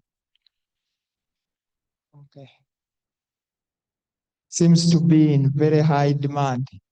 Actually, one time we published a paper on arsenic, which actually landed us in a lot of trouble because we got in the rice, which actually landed us in a lot of trouble. So I understand where you are coming. I need to go away from the mic, I think. Allow me step here. Yeah. So the chemicals, indeed, chemicals are very dangerous when they are used inappropriately. But we also need them to keep the pests away from the gardens. So the best way to deal with this would be, of course, overall, this goes beyond just individuals. But I know if I said that, you think I'm perhaps trying to dodge the question. But there has to be regulations to decide which kind of pesticide should be used on what kind of plants. And there should be some level of safety. And there should be also some level of monitoring. Actually, after that study, I discovered that many of these things in the soil that are planted are not routinely monitored. So this goes to the agriculture department, the environmental department. But of course, we have what we call the sphere of influence. You cannot influence what the person in the market is going to sell. You are probably going to influence what you are going to put in your stomach. And we deal with this a lot because I'm a nephrologist. Once people are transplanted, we tell them to eat those greens, and we usually advise them to wash them in very clean water, perhaps more than 3 times. For us, we even go ahead and advise them to actually put on vinegar, to use some vinegar to kill even the other organisms. But I probably won't go that far. I will say that once you take these greens, once you take these tomatoes, make sure that you clean them very well before you even begin to prepare them. What we cannot control for is probably what comes from the ground. When that comes from the ground, that would be now inside the foods that you are going to be eating. So one way to get rid of that, we usually do that when we are telling people not to eat sodium. We usually tell them to soak those. That's called leaching. But unfortunately, that will also get rid of the nutrients which you would want to eat in the first place. So I think proper cleaning of these foods would be very important, because if you don't, some of the chemicals are going to cause trouble. They will cause increase in damage. They increase cancers. They cause skin lesions. So we need to be very vigilant in looking at what we put in. Then Mr. Andrew, I think, was giving us his testimony. I didn't get a question. Of course, we can't say that what I've said fits all. Sometimes you are forced to borrow in order to come afloat. But usually borrowing in Uganda, especially if you go to a money lender who wants to give you a 20% interest in 1 month, things don't end up very well. It's unfortunate that sometimes our institutions are not able to protect us, but we need to be very smart about this. But I can't say that borrowing is totally out of works, but as much as you can, try not to use borrowing. At least try to use some of your savings. As you've seen, Dr. Peninnah Kabenge, how she has shared, it is 9 months later, and she has not even asked for retirement. I just heard that she just requested later. You see? So she's been able to do it. She's doing what my speech was about. In fact, she's doing most of the things I don't do. So we can choose to be like that. You should not be a month salary away from poverty. Surely saving is the way to go about that. But also I think retirement should not be the end. As Peninnah has very well stipulated, the good thing about retirement is you see it coming. And I don't know, this is Makerere people. For me, whenever I go there, they say, Kalyasumula, you are remaining with 11 years and 2 months to retirement, unless you don't work in Makerere. But if you do, that's the statement they put in your face the moment you go to MURBS. I don't think it is there to scare you, but perhaps it is also there to remind you. But of course, there are these exceptions where you cannot do everything that I've told. And by the way, I've not given a Bible, I've given good practices, which we probably can borrow. Then we come to the issue of energy drinks. Energy drinks have become a very interesting thing. Of course, most of these energy drinks, what they usually have is caffeine. Caffeine is what makes you get energized, and you actually, it changes the way you sleep. But also caffeine has some side effects. On top of stimulating your brain, it also causes some toxicity. It races your heart. That racing of the heart can increase your blood pressure, and you can actually have a risk of getting hypertension. Those caffeinated drinks also taken too long, they keep you too awake, and they overstimulate your brain. We talked about overbrain stimulation. Most of you, the stimulation is actually the screens, but also caffeine can also do the same, which is in most of those carbonated drinks. So I think it will be very important that you minimize their use, but more importantly, if you are able to avoid them, you should probably avoid them, because they've definitely been found to have increased risk. And for us as nephrologists, we even take it a step further. Most of those drinks, even the other drinks which are not carbonated or caffeine, they have a lot of sugar. Soda has a lot of sugar. One bottle of Coca-Cola has 13 spoons of sugar. That's what they don't tell you. So surely you take one bottle of soda and you have actually taken your carbohydrate requirement for the 24 hours. And they need preservatives in order for them not to go bad. Most of those preservatives are also not good for your health, particularly for things like the kidney. They have increased risk of causing you diabetes. That's the greatest risk, because our bodies work in a special way. When you eat the food, the body knows that you are going to eat first your brain. You think about it. It prepares the hormones. You eat the food. It stimulates the pancreas. The pancreas produces insulin. That insulin comes. It does its work. It goes to normal levels. If you eat too refined sugars, you produce too much insulin, and actually you can deplete your cells in the pancreas. And that's how you develop insulin resistance. And that's how you end up getting diabetes. But also, the body uses the energy we eat or the energy we take in the muscles, and also taking it to the liver.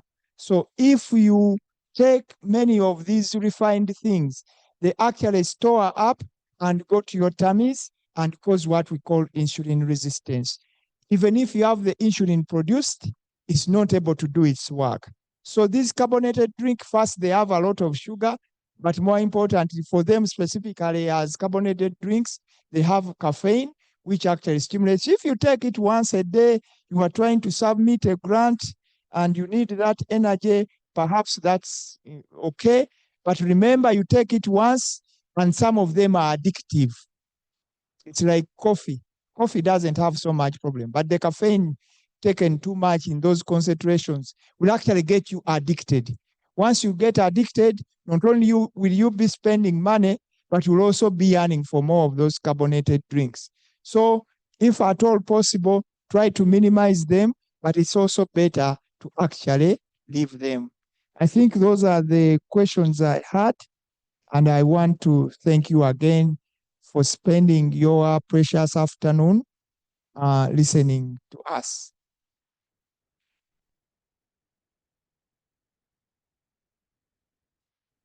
Thank you very much, Doctor. We shall have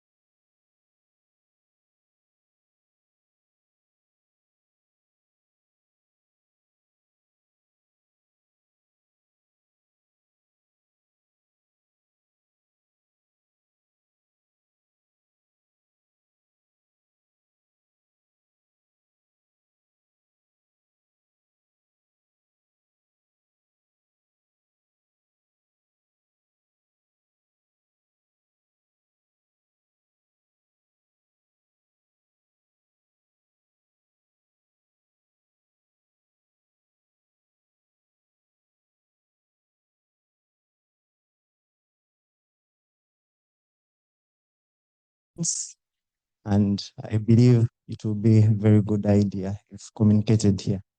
Then the other one is that I have a concern to MURBS this time round. I'm a very new member. I haven't made a year there. But the way I've got introduced to this scheme is by try and error. There has not been a session in which, as a new employee, I'm maybe introduced to MURBS and maybe taken through the terms and conditions and also told of what to expect at the end of the day. So all I know is, yeah, you have got your appointments, go to MURBS and fill the data sheet form and then submit it and come back. And sooner or later, I see messages popping up. So I don't know what to expect. And it reached a moment where I thought that, this money of mine, I think I need to use it. So I know there are so many new entrants who are like that. And I think it's wise that MURBS should find sessions where you orient the new staff or new members. Thank you so much.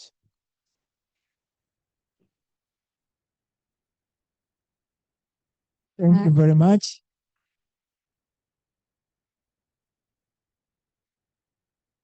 sorry. Another question?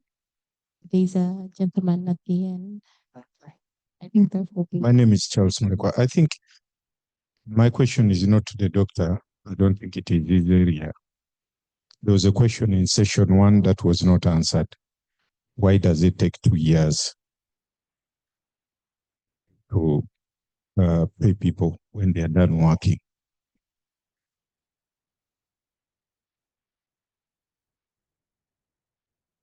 Okay, I think that one would be answered by the team. I'm going to talk about processed carbohydrates or processed sugars. These are refined usually in terms of adding value. In some of the books we read, they say that if you want to eat healthy, probably you go back 3 generations, especially in the African context. Anything that your great-grandmother would probably not eat would not be very good for you. But you are going to tell me that is not practical.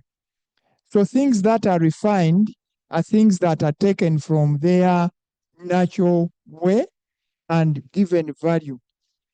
This would fall in things like posho. We are going to talk about rice.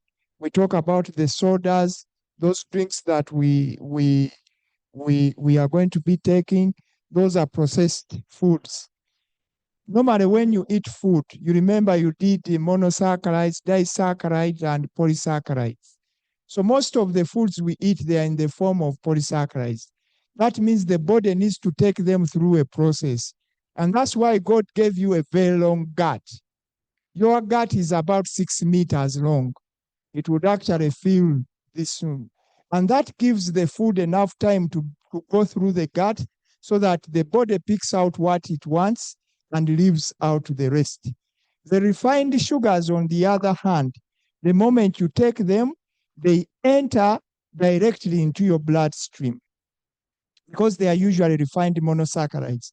And so what that does is to cause a very big spike in the sugar, like the one Dr. Peninnah got when she ate that sugar cane. Of course, that means that probably her pancreas was already a bit overwhelmed during the COVID times, where she used to eat the things she had not been used to for a very long period of time. And she probably wasn't burning those carbohydrates because probably she wasn't doing as much exercise as she was doing. So she was storing up some of those foods. Sorry to use you, doctor, but you were a doctor of sports. And so she had developed what is called actually insulin resistance. So in as much as the body, our body produced the insulin, the body was resistant to it and the sugar was not lowered fast enough. That's why you are asking yourself, but was I really diabetic? You can actually reverse diabetes by exercise and watching what you eat. So when you eat these refined foods, they actually increase what we call the intolerance to insulin, which is your hormone that lowers the sugar, and you end up getting diabetes. Diabetes is very bad. In fact, when we are teaching students, it has over 25 complications, one of which is actually loss of limbs. Diabetes causes more loss of limbs than accidents across the world. It causes peripheral neuropathy and causes peripheral artery disease where the blood is not able to reach your feet, and in the end, they die and they have to cut them off. Diabetes causes blindness. Diabetes causes heart attacks. Diabetes causes stroke. So thank you very much for bringing that topic to hand so that we can talk a little bit more about it. Refined sugars are not very good for us. The foods we shared and the health plate, if you put in little carbohydrate, even if it's a bit refined, at least the other vegetables and roughage would actually slow down the gut so that you don't take in these refined sugars very fast to cause insulin resistance. There's another question online. Is it true that alcohol can cause high blood sugar, yet a non-gluconeogenic?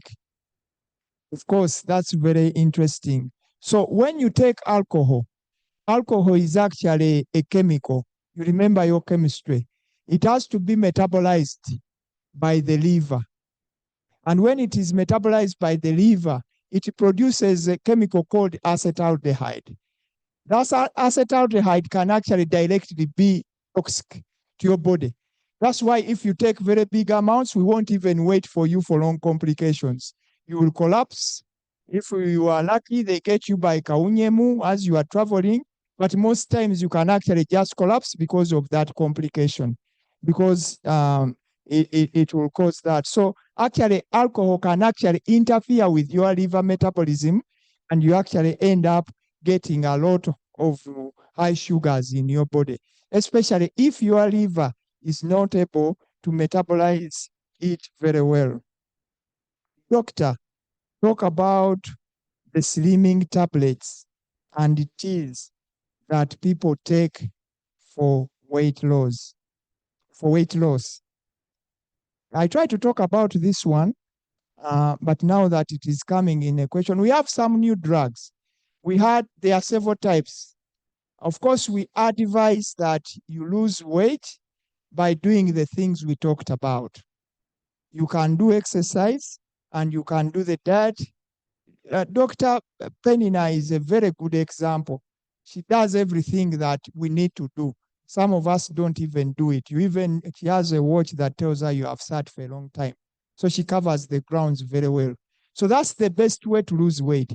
But when you lose weight, it's not very good to lose weight suddenly. Losing weight suddenly is also very dangerous. It actually causes liver disease. It can actually cause mental illness as well. So rapidly loss of weight is not so good. We usually advise that perhaps you lose 1 kilogram per week at most, or or if you are doing very well, in fact, the average should be 1 kilogram loss every 2 weeks until you reach your ideal weight. The easiest way to know your ideal weight is your height in centimeters minus 100 plus minus 10. So if you are 150 centimeters, if you are 150 centimeters, that would be your ideal weight should be 150 minus 100, which would be 50 plus minus 10. So it should be between 40 and 60 kilos. That is the simplest way, but of course we can calculate the BMI. So that's very, very important that we appreciate our height for our weights. So these tablets that make you lose weight, you could take them with the guidance of the doctor.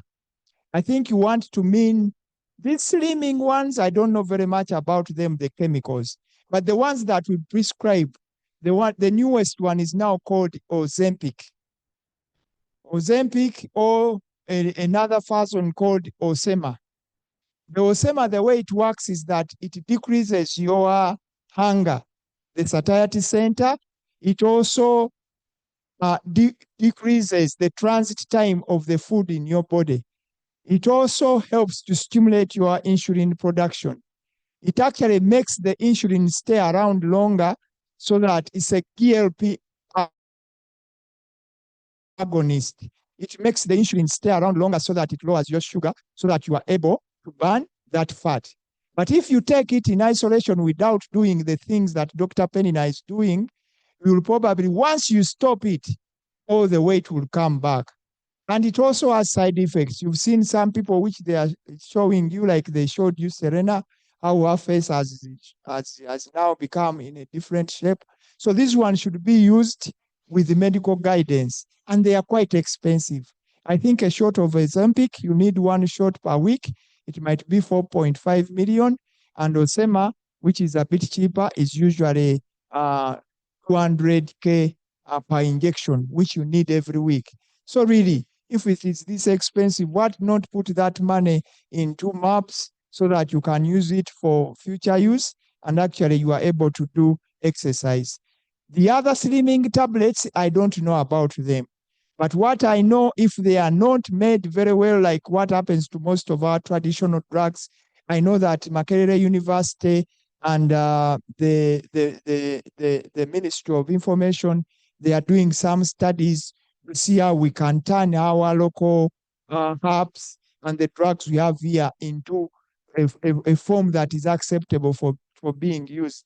But if someone tells you that you have to take a jerrycan of medicine to lose weight, come on, you are smart enough. Probably that is going to knock down your liver.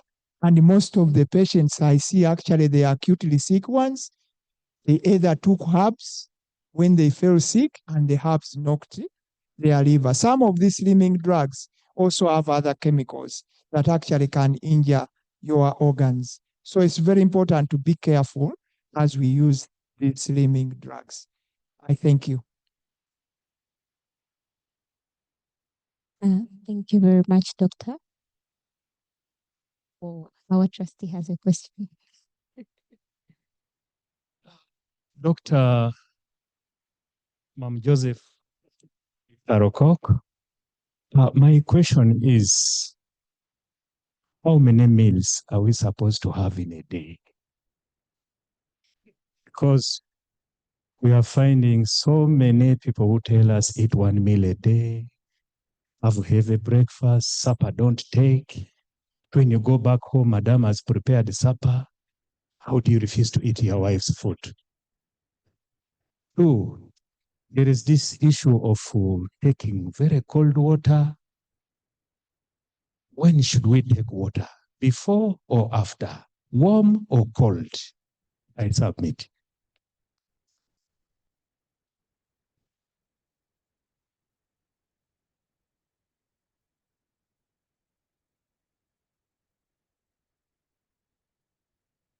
Okay, I see another hand. Hey, Joseph, the questions you ask are very tough. Some of them have scientific evidence, some don't. Some is logic. So I think the question you are asking, and I'll get to it, is what is called intermittent fasting. I'll get to that later, but let's talk about the meals. Specifically, actually, you should eat about 3 meals a day. And that's breakfast, the lunch, and supper. Let's talk about the breakfast. The breakfast should ideally be your heaviest meal. Why? Because after you take breakfast, you have about 12 hours to go and use that food. As you are working, as you are doing your things, you need energy to be able to do those things. Actually, if you don't eat breakfast, you will not have enough energy for your brain to work well. You might actually also fall weak. So ideally, the heaviest meal should actually be the breakfast. And the reason is we have a lot of time to use it. If you work at night, probably your heaviest meal, but most people sleep at night. Even the guards sleep at night. But let's say you work at night, you keep moving around. Maybe your heaviest dish then should be the evening. Then for lunch, you should take just a small meal. Okay? You should just take a small meal for lunch. Then for the dinner, it should even be smaller. But what's more important about the dinner is you have to relate it to the time of your sleep. People say, evidence shows that you should take your last meal 2 hours before you go to bed. And that should make a lot of sense to you. Why? Because, of course, some people, I don't know what they do in bed, but ideally when we go to bed, we should be going there to sleep and rest. Maybe the ladies of the night do different things, but let's look at the normal person. So after you've eaten, you should give it about 2 hours and then you go to sleep. So because when you sleep, you go into what is called basal metabolic rate. Most of you did biology.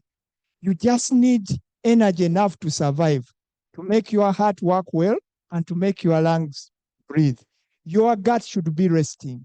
Your brain should be resting. Your kidneys should be resting, making the urine you are going to pass in the morning. If you take a lot of food just before you go to bed, what is going to happen? The gut is going to begin working. It is going to produce gas. It's going to interrupt your sleep.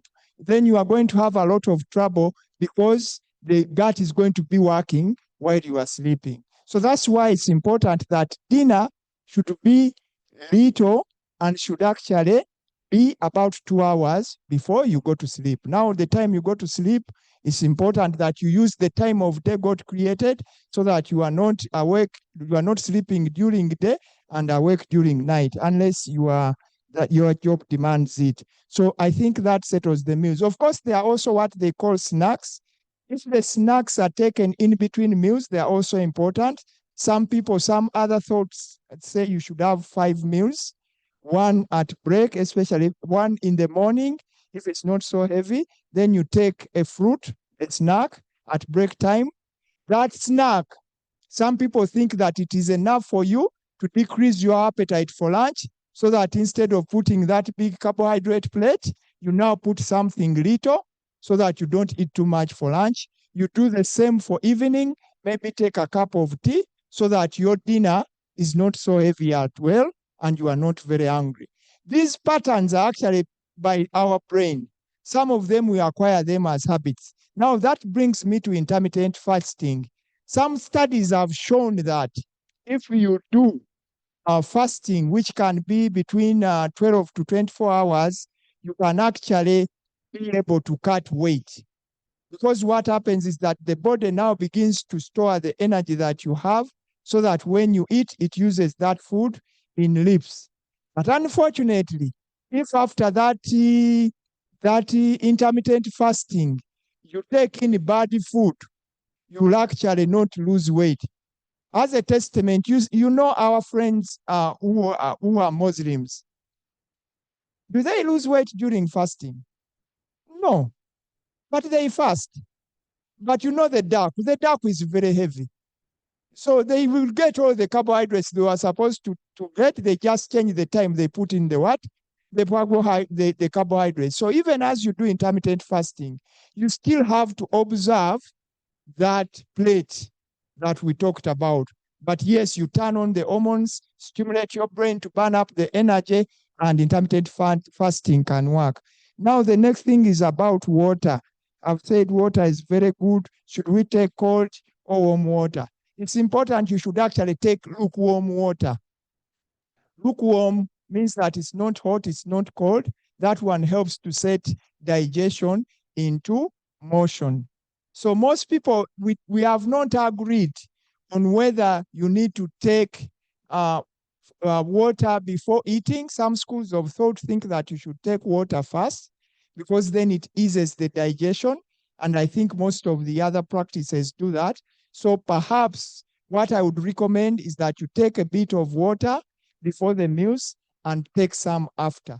But some people think that you should take the water after. So I think my recommendation would be that you take very little. But it's not wise to take water while eating because that now brings the problems. Choose where you want the water to be because it is different from the solid food that you would be taking.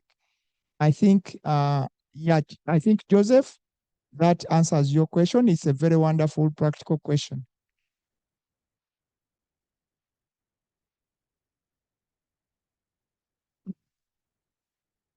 Thank you very much. My question goes to Mama, who has presented to us her experience. In a situation where you find your agreement with your family, how to use your retirement, you can't agree. Unfortunately, it is the boy child who doesn't take care of parents. So what is your advice to us? Thank you. Mama, as you answer that, I have a second one that is online for you. Do you propose more work at retirement considering your current schedules? And doesn't more work endanger your mental health after 60 years? Thank you for the question. If I can repeat it, is how do we relate with the children, being in the boardroom to agree on how we use the retirement benefit? I think for my children, they're working as advisors. I know when I went there, I told I have my advisor who will advise me. I believe in him because he's a finance person. I'm happy I invested in my children. He did finance. And as we were talking, I saw that he's sending me to the right direction. Not that they are responsible for my retirement benefits, but they're advising me on how to go about it. So it's weighing, and at the end, we will agree something that works for me. First thing he told me, Mom, you are not going to invest this thing in building. I have a plot of land not too far. I wanted to start putting, he said it won't be enough and it won't help. Previously, before I retired, I put some money in fishing. So he said, Mom, no, for me, I think let's look for government bonds. I'm also weighing and seeing what is best for, they're working as advisors. Thank you. Then the other question, if you can repeat. Okay.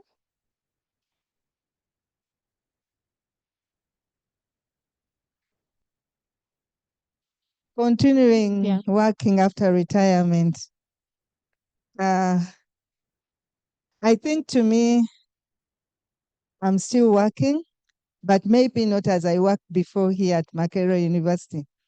I used to be with the students at the main grounds, probably till 8 p.m. Yet I've come in office by 9. Weekend, we had events. And I'm happy that I have something to do right now. It keeps me going and healthy. Right now, I'm more into university sports internationally and continentally, and I can work from home. So it's not that demanding. Though, as I mentioned, opportunities I used to throw out are now coming. As soon as I retired, the African Union was on my door. Can you come and work on this committee, technical committee for Africa Games? I think if you time yourself, if you take it and do what you are supposed to do, it cannot endanger you. It will keep you going mentally and physically healthy. Thank you. Thank you very much, Mama. I can now answer the questions about MURBS. There were 2 questions about MURBS. Firstly, there's a question of why does it take 2 years for staff, to be specific, contract and project staff. That's the specific category. For contract and project staff who have not yet attained the retirement age of 60 years, why does it take them 2 years to access the funds? First and foremost, let us look at what the funds are called: retirement benefits. These are social security funds. These are funds that are mandatorily collected on your behalf for your retirement. So there has been a 2-year period in there. First and foremost, there is an event that you may get another contract within that space. However, if you've not gotten a contract, you can wait for the 2 years to elapse to be able to claim those funds, or you can transfer your funds, especially if you've gotten another job. You can transfer those funds to another registered scheme where you're saving at that moment. If someone has gotten a job if they've gotten a job, say, out of the country and they're leaving the country on a permanent job and they're living on permanent immigration, they can also be able to access those funds. Otherwise, these are retirement benefits, social security funds that have been saved for you to access on retirement. And we do understand the inconvenience that comes with, I do not have a job at the moment, but it's just, that's the discipline, and it's a legal issue. So it's something that is in the scheme rules. Maybe one of the trustees can help me complement that after I'm done answering the second question. There was another question regarding orientation for new staff. I don't know if he has moved out. Yes, he has moved out. So this year we actually partnered with Human Resource on 15th May to orient new staff, and it's something we're planning to talk about to see how we can move it forward. And we actually comprehensively talked about MURBS, its mandate, collecting your benefits, investing them, making sure that they're in safe custody, paying the benefits, the circumstances for, under which you can access these benefits, how you can enhance your benefits, what kind of investments we have made, how to access the portal, registration. It was quite a comprehensive session. So I think probably the new staff missed it, but we are hoping to continue with these sessions moving on. And whenever we call you for these member sensitization sessions, we tend to have updates about the scheme. So you also tend to learn more and more about the scheme. And even from our website, you can get this information. I saw a hand there. Yes, please. Yeah, thank you so much. Dr. Kalyasumula, I'm so much indebted to you for your articulation, especially for the healthy tips. Now, this time around, it goes to MAP. The 2 years, you should be specific that one, it has to begin towards the end of somebody's contract. Secondly, MAPS has been in operation for over maybe something like 6 years, but myself, my remittances are about 2 years. So the question is, whenever I go to MAPS, I ask, they tell me your money is within the college registrar's bus or something like that. Therefore, the question is my money generating money? Because if you get it today, will it be able to attain certain profits? Yeah, that is the issue. Thank you so much. That's my case. I'm Andrew Amala. Sorry, before you take the mic away, has your money been given to the scheme already, or the scheme is yet to receive it? The scheme actually has minimal period based on the period that it has been operational. Because when I checked, actually, I have something like 1 year, yet it has been operational for more than that. So the question was, the money that is within the bursar's office, is it generating money where it is? That's my question. And I'm sorry I'm moving away, but I hope this question is good for the vulnerable staff members. Thank you so much. That's a good question that I will probably give to someone above me. Yes, please.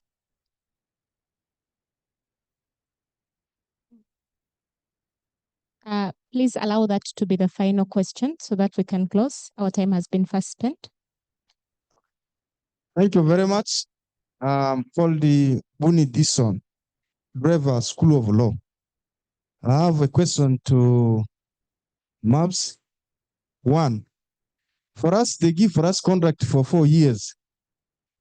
So I don't know, they will renew my contract or what? Assuming if they don't renew my contract, is there any possibility to access my money? That is one. Two,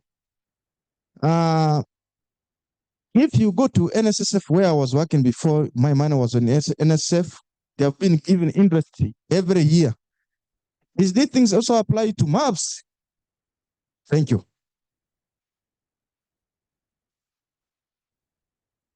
Thank you very much.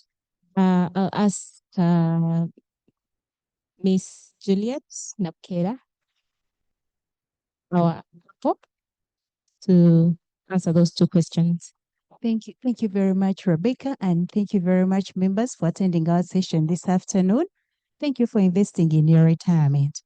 The question from my brother was, if the funds are not yet with MURBS, are they accruing interest? The answer is no.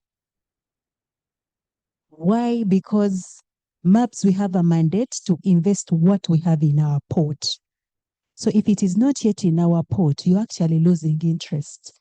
And we need to do whatever we do, combined effort, to see that those funds are actually sent to MURBS.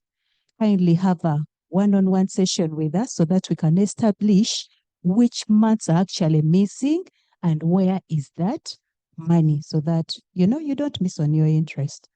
The other question was, what was it? For staff that have 4-year contracts, are they able to access their funds in case the contract has not been renewed? And do the members of MURBS earn interest just as those of NSSF? Okay. So for 4-year contracts, the trust deed and the scheme rules as amended May 2023 put a waiting period of 2 years for members who are on contract. Staff, she has kind of answered it. So you have to wait for 2 years. Why that 2 years? It is retirement benefits, like she said, and we have to preserve them.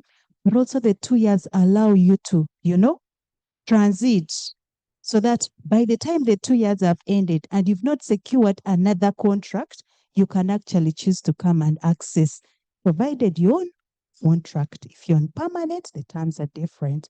But still, for 2 years, if you really need the money, if you've gotten a job outside Makerere University, there is a window for you to transfer those funds to another scheme in line with the law. Interest, just like NSSF and other retirement benefit schemes, we give interest every financial year. So as long as we have your money in the scheme, you will get interest. And we are declaring our interest. The chairperson talked about it in October at the AGM. So we encourage you to come so that you know how much interest we've awarded and the impact of that interest on your savings. I hope I've addressed your question. Thank you. Thank you very much. Thank you very much, Juliet. This has been quite an insightful session. Thank you, Dr. Kalyasumula. We've actually learned a lot from this session.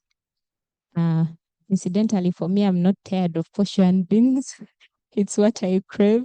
So it's been quite an insightful session where I've learned how to serve myself in portions, to start early. It's never too late to budget for retirement, to consider insurance as an option, and also consider fitness to be able to facilitate us in our journey for retirement preparedness.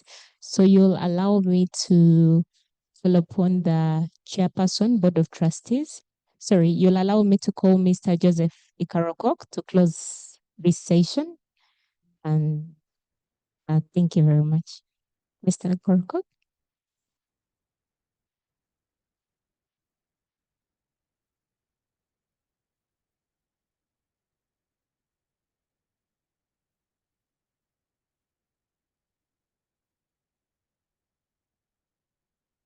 Yes, thank you, Rebecca, our communications officer.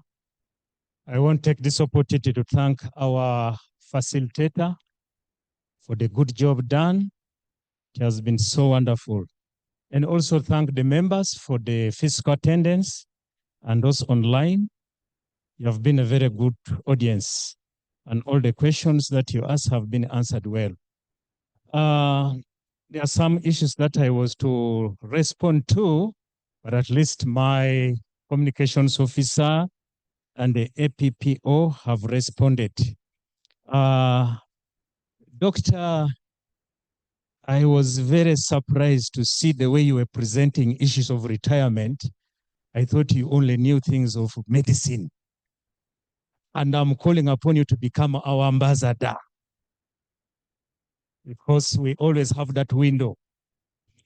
And I want also to say that basing on this presentation from Doctor, it's now us who have attended this session to become also ambassadors to others. Let's pass this message to others such that we keep healthy now and even after retirement. Don't conceal the information to only yourself. If you are married, share to your wife, share to your children, share with your neighbors, your relatives. Because I always find a challenge when I go home with my father. He's a man who likes beer. At the same time, he has hypertension. So when I go there, I talk to him in a very polite way to tell him not to take beer. I tell him beer has a lot of sugar. But Mzee says, my son, you want me to be staying at home from morning up to evening without me going to visit my friends at the center? Tell him, no, there's no problem. You can go there, but you can take water. I say, my son, that one is impossible. But on the other hand, I told him, you can regulate maybe. If you have been taking 2, you take 1 bottle, not on daily basis. Then there he says, there you are talking. But every time I go there, I keep encouraging to get out of beer. He's now 87 years, but the old man is still strong, but I keep discouraging from alcohol. So that's the same message we should keep passing to our colleagues. The doctor has already given us all the tips on how to manage our lifestyle. But doctor, to assure you, wherever we go to socialize, when you don't take something like a cake, they even give you a name that this man now is proud. He's becoming arrogant because maybe he's well off, he doesn't want to share with us. No, Sometimes I like a cake. May I have my own experience? I find difficulties eating big cakes. I taste little, just little, for purposes of convenience. But there are some people you find they take something so big. So let's emulate a very good example to see that we proceed with our retirement plan. Now, as mentioned about planning, in MURBS, we have what we call additional voluntary contribution. So I'm encouraging all of us who are physically here that let's begin additional voluntary contribution today. We have the forms at the entrance there, that registration desk. Fill them, put a certain percentage of your income that you get from your salary. That can be deducted and is added on your savings or your benefits, which are already in the MURBS.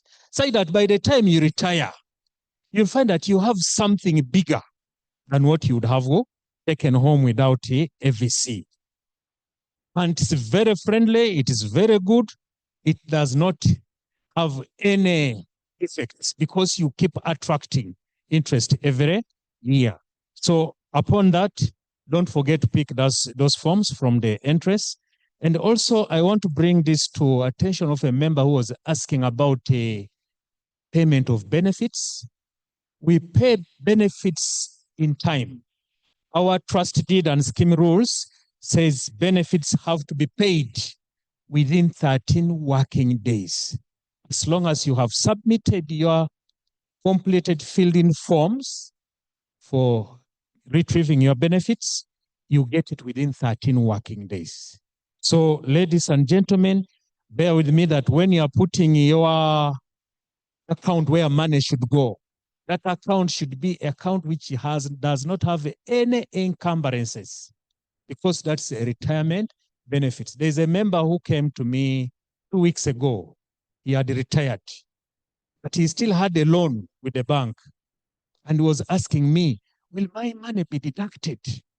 I advised him, look for another bank account where your money will not be touched. The other one which has a loan, it will sort out by itself. And I want also to encourage members that on 23rd of October, we shall be having our AGM, whereby we want all of you to be in attendance and tell even whoever is near you, any employee who is near you, that please, this thing is very important. Because the other gentleman who asked that we don't sensitize or we don't orient members, he has even moved out before they answer his question. That's to show even that on that day of the orientation, he might have moved before MURBS spoke. That's how he missed out from the what? From that answer. So always encourage each and every member to attend AGM physically or online and ask any question which is related to your benefits. So on that note, I want to take this opportunity to thank once more our presenter, our facilitator, that this should not be the last. Please give time to this scheme and the members. And also thank the Secretariat for organizing such a wonderful session, and not forgetting you members for the attendance and the trustees for keeping our funds grow. And rest assured that our funds are very safe and they are growing steadily. God bless you for God and my country. Thank you very much, Mr. Ekaruko. I cannot add anything on that other than I request that we have a photo moment in front, if that's okay. We can have it right here down. And thank you very much for attending. We had a peak of over 200 members online, so they were here with you, but in spirit. So thank you very much.